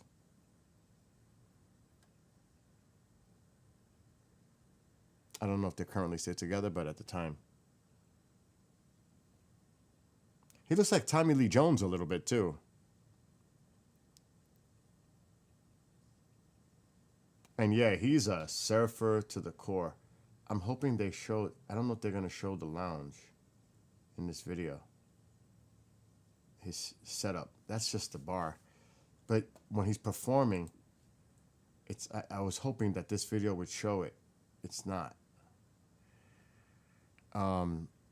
Let me find one that does. It is so cool the way he's got his house set up. It's, you know, it's a big house. Here it is. This is his backyard. Oh shit, what happened? He's got this setup in his backyard, the Tiki Lounge. Gets musicians, his friends to come. His son occasionally jams with him. But this is so cool. And I'm gonna jam with him. I can't wait for that. And I can hold my own. I know I can, so I'm not concerned. I definitely can hold my own with him. I can't wait. I'm going to Cali. Lewis, where are you in Cali? Are you north, south, or central? In California. I'm going to make some visits. I know a lot of people in California. Oh my gosh. I'm going to need, the problem is going to be Momzilla. I'm going to need like 10 days in California. A week is not, I want to, because I would say, Merle, jump in the car. I want to drive on that coastline. San Diego. Okay, so that's east of LA, right? That's what he said. How far is that from where he's at? Like central, well, I don't know exactly where he's at. He's not far from Grover Beach, wherever that is. He's in central California coast. He's 2 miles from the beach. One of his neighbors is the Yes singer. Can you believe that? He's got like the people, you know, the famous people living around him. Oh my gosh. South of LA? Oh, that must be a ride then. How are you doing over there, Lewis, with the fires? Are you okay? 2 or 3 hours?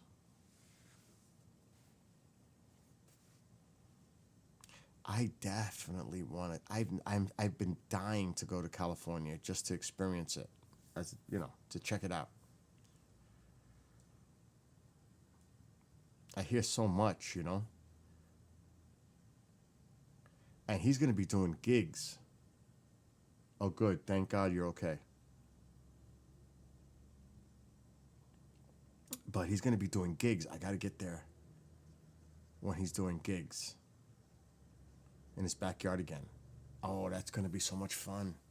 And you already said I could stay at his house. That's even better. Oh my God, I get to hang out with Merle Fankhauser.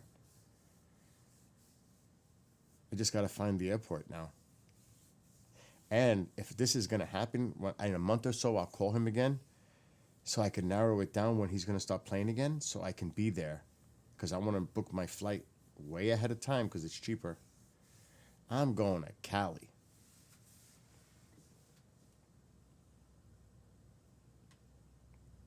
Going back, what is that song? I'm going back to Cali. What was it, LL Cool J? I don't know. It's just hitting my mind.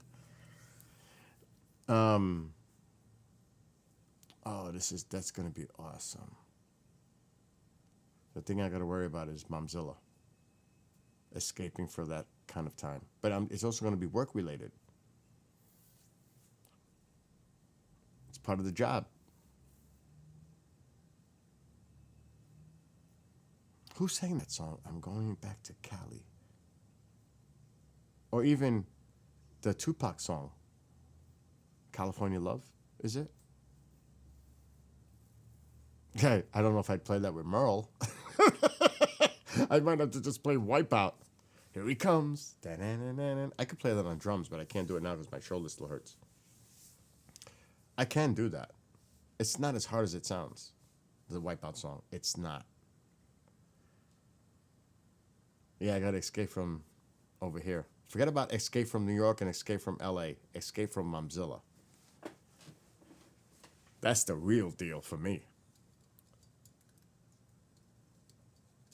Oh, you do? You do it all the time on the weekends? How far are you away from the beach? Well, you're in San Diego. I know I've seen pictures and video of San Diego Harbor. How far are you from the coastline? I definitely got to do that. I've got to hit these beaches. I've got to check this out. I've got to see the California experience. I've got to. There's a lot of people that I know that live in California. Oh, if you ever come to Cali, come visit. Well, I might take you up on that offer now. Don Ecker, the host of a show, lives there. Oh, he would love if I go to his house. I definitely must. He's in Cable Canyon or something like that. Cagle Canyon? I forget. Something like that. I know a lot of people in California. Oh, you're 30 minutes from the show? That's not bad.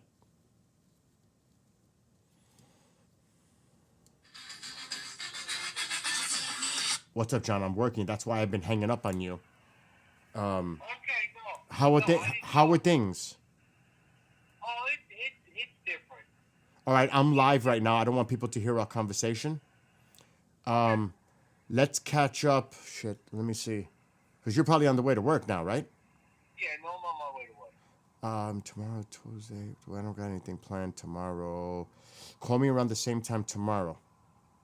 Okay. And we'll catch up. All right, Billy. All right, love to you and Gabby. All right, thanks. Bye. That's my neighbor from next door. His mother passed away almost 2 weeks ago. I'm not talking personal stuff on here. He doesn't live there. He lives not too far away, but his mother lived with her daughter, that's his sister. She lives up there now by herself. It's a long story. It's personal, not for here. But I've heard so much about, the beaches in California and riding on the highway along the coastline and all that. And Merle, I mean, he's a musician, a famous musician.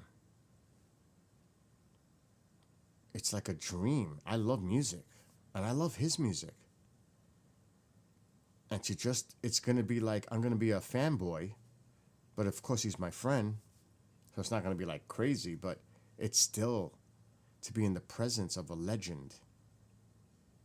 It's awe-inspiring, because this is a person, I look up to as a musician. And to get to have the opportunity to possibly jam with him and record that on camera, oh my gosh, it's like, oh my God. I'm going to have to start practicing. I'm going to have to start listening to his songs and jamming to them. So when I go there, I don't embarrass myself. I don't have to get on that drum set. I can't even imagine.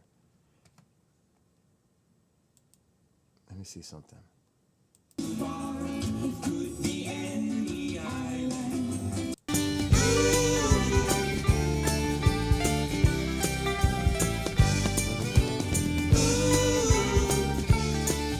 Let's see. Look forward to maybe seeing you. Let's see. Again very soon. Quick. All right. I got my Thank socks you, on. Val. It's hard to play the drums because they slip. It's hard to. I should just take my socks off. It's one of those things because I have the double bass pedals. It's hard when you wear like socks. Forget about shoes. I would never play shoes when I play drums. Never. You know what's good? Those slip-on, like what it's like the karate, those ones they use. Those are good because they're light and flexible.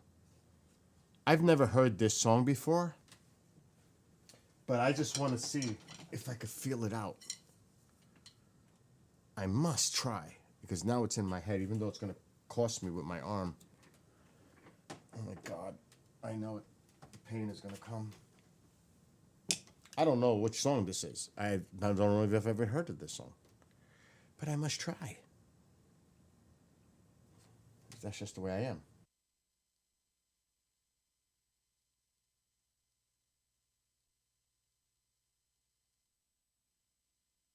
This way I get an idea if I can even do it or not. I know I can. But the thing is, I gotta know the song. I gotta learn the song. Because it changes. But it's not like I'm playing Rush. It's just a beat song. Just keep the beat. I got such a mess here. I gotta clean. Stay on.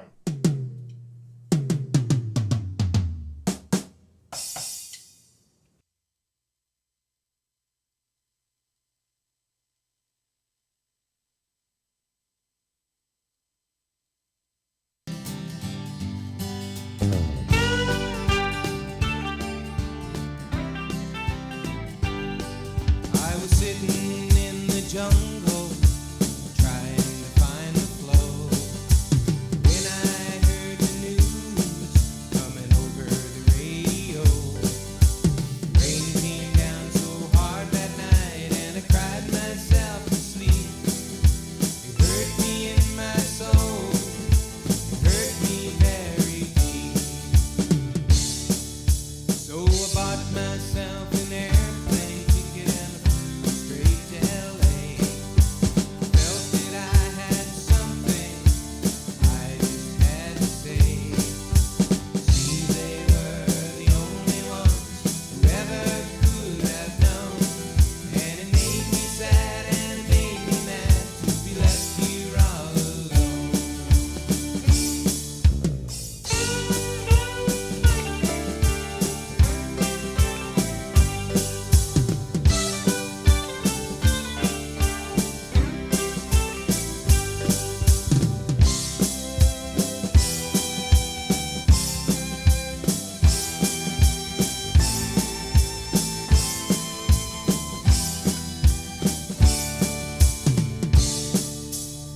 When I went to sleep that night, I dreamed that I had died, floating in a sea of music, far from Earth. From the shores of California. Little did they know he'd be the king of rock and roll, with a tall dark stranger named Johnny Cash. They spread the news all over this land. Rock and country made in this land of ours. Rock and country lives deep within our hearts. From the shores of California to the woods of Tennessee. Rock and country was made for you and me.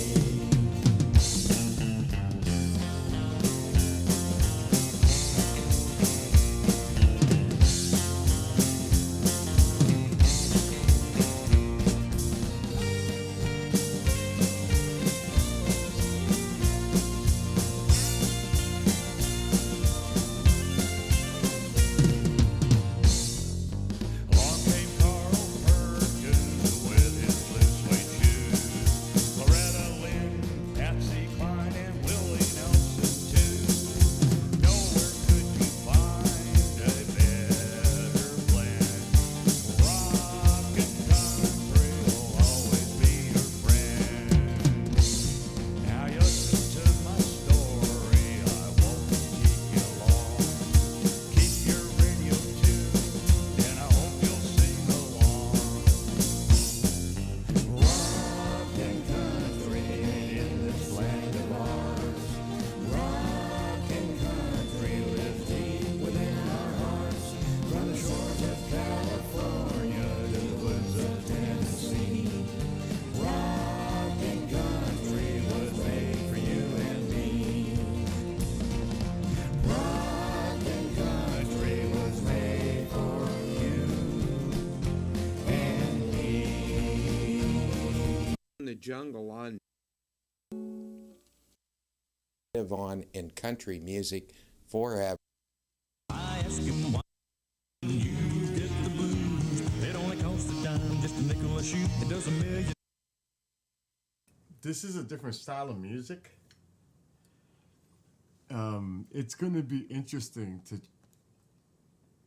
It's like different than what I'm used to. I want to see off his. Let me go to his album. A brand new Planet Fitness is open. God. That's live. This is all live.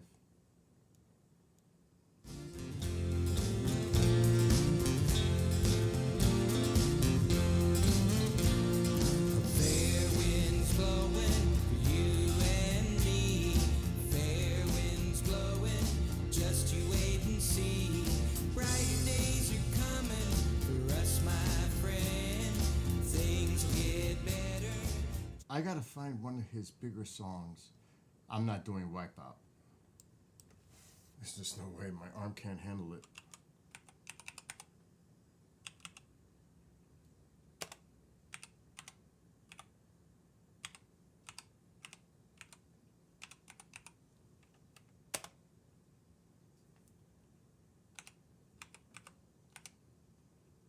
Oh, my shoulder still hurts. I see the doctor Friday, thank God.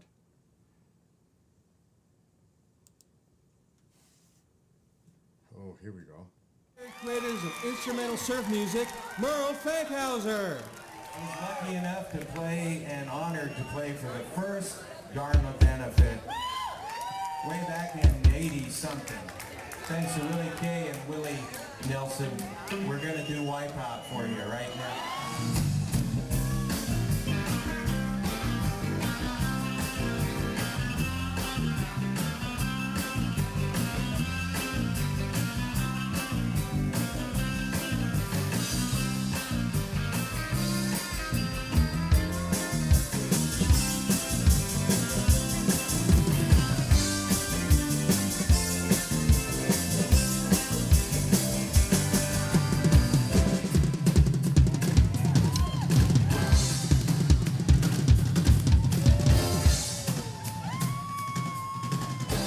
The drum is doing it messed up.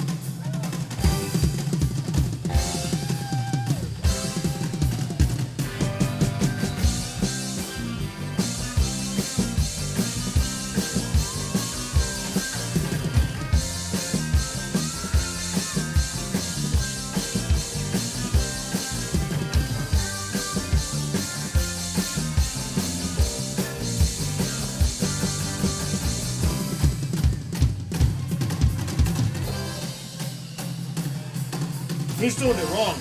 He's doing it wrong.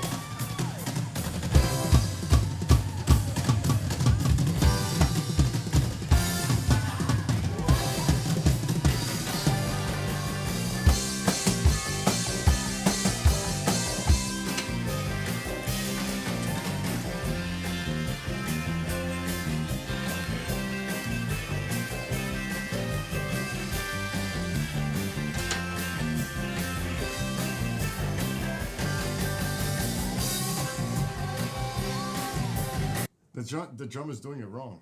He's not doing it right. And that's Merle jamming on guitar. But I will learn. I will learn songs before I head to California to prepare for my visit with Merle Fankhauser. But that's not the way the beat goes. It's the drummer's doing it wrong. It's kind of sad.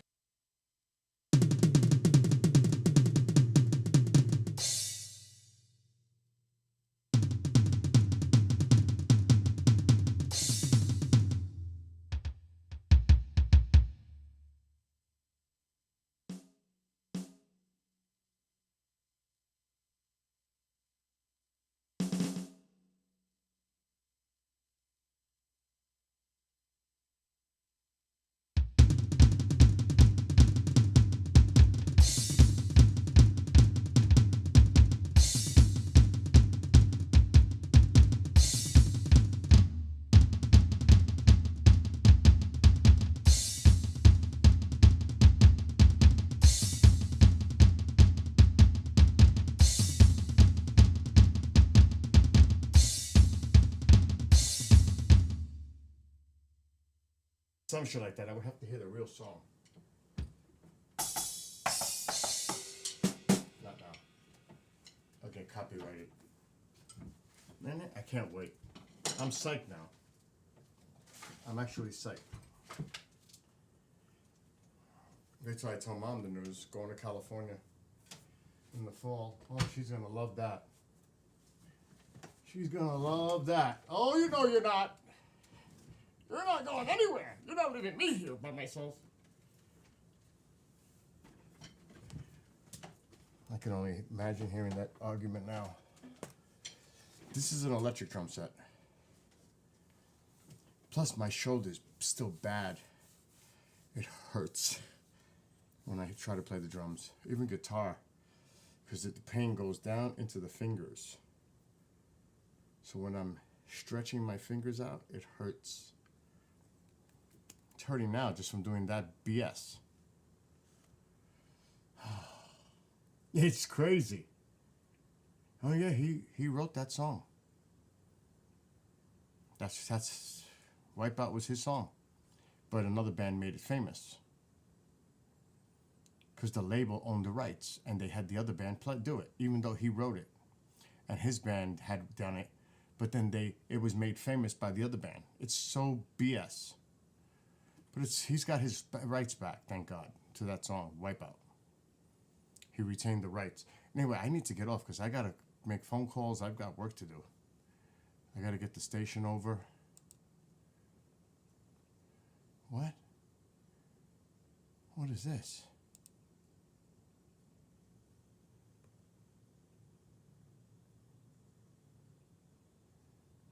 Oh my God, no, what's this?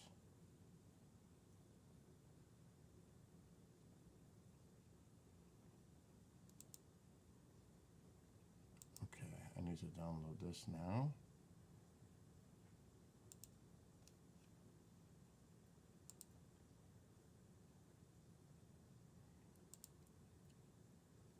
Oh shit, good, I'm not sharing that screen.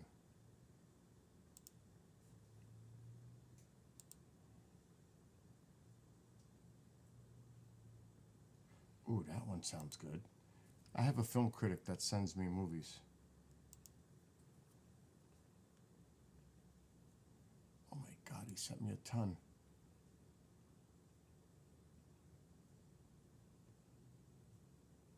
I'm not interested in that one.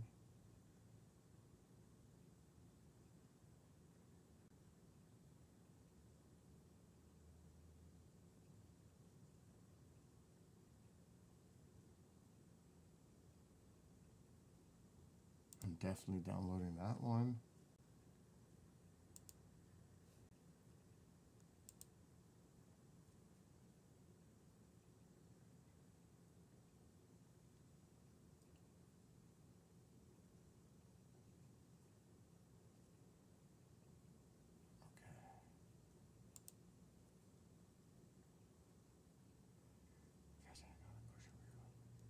There's another one. What's he doing now?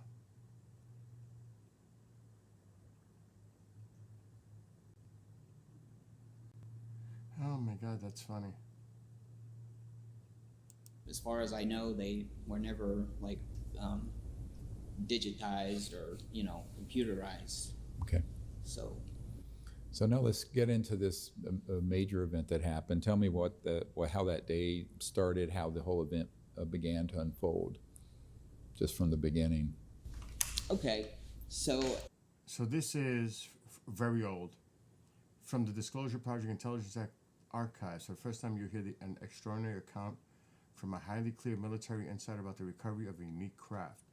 This individual was present to observe an unforgettable retrieval experience and is stepping forward to discuss what they saw. Speaking with Dr. Greer, they'll share both their story and the remarkable details of the event. It was I believe it was a USO, this one.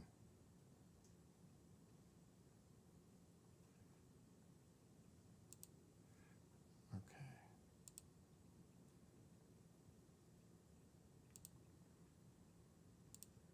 Anyway, it is funny, right? You thought it was Black Eyed Peas? Oh my God, Lewis. That's funny. Anyway, I'm getting off because I got meetings and I got a lot of stuff to do now, including a disaster surrounding me. Mess. And I haven't eaten since I woke up, and that was hours ago. Anyway, Lewis, anybody who is watching, be well, be blessed, be safe.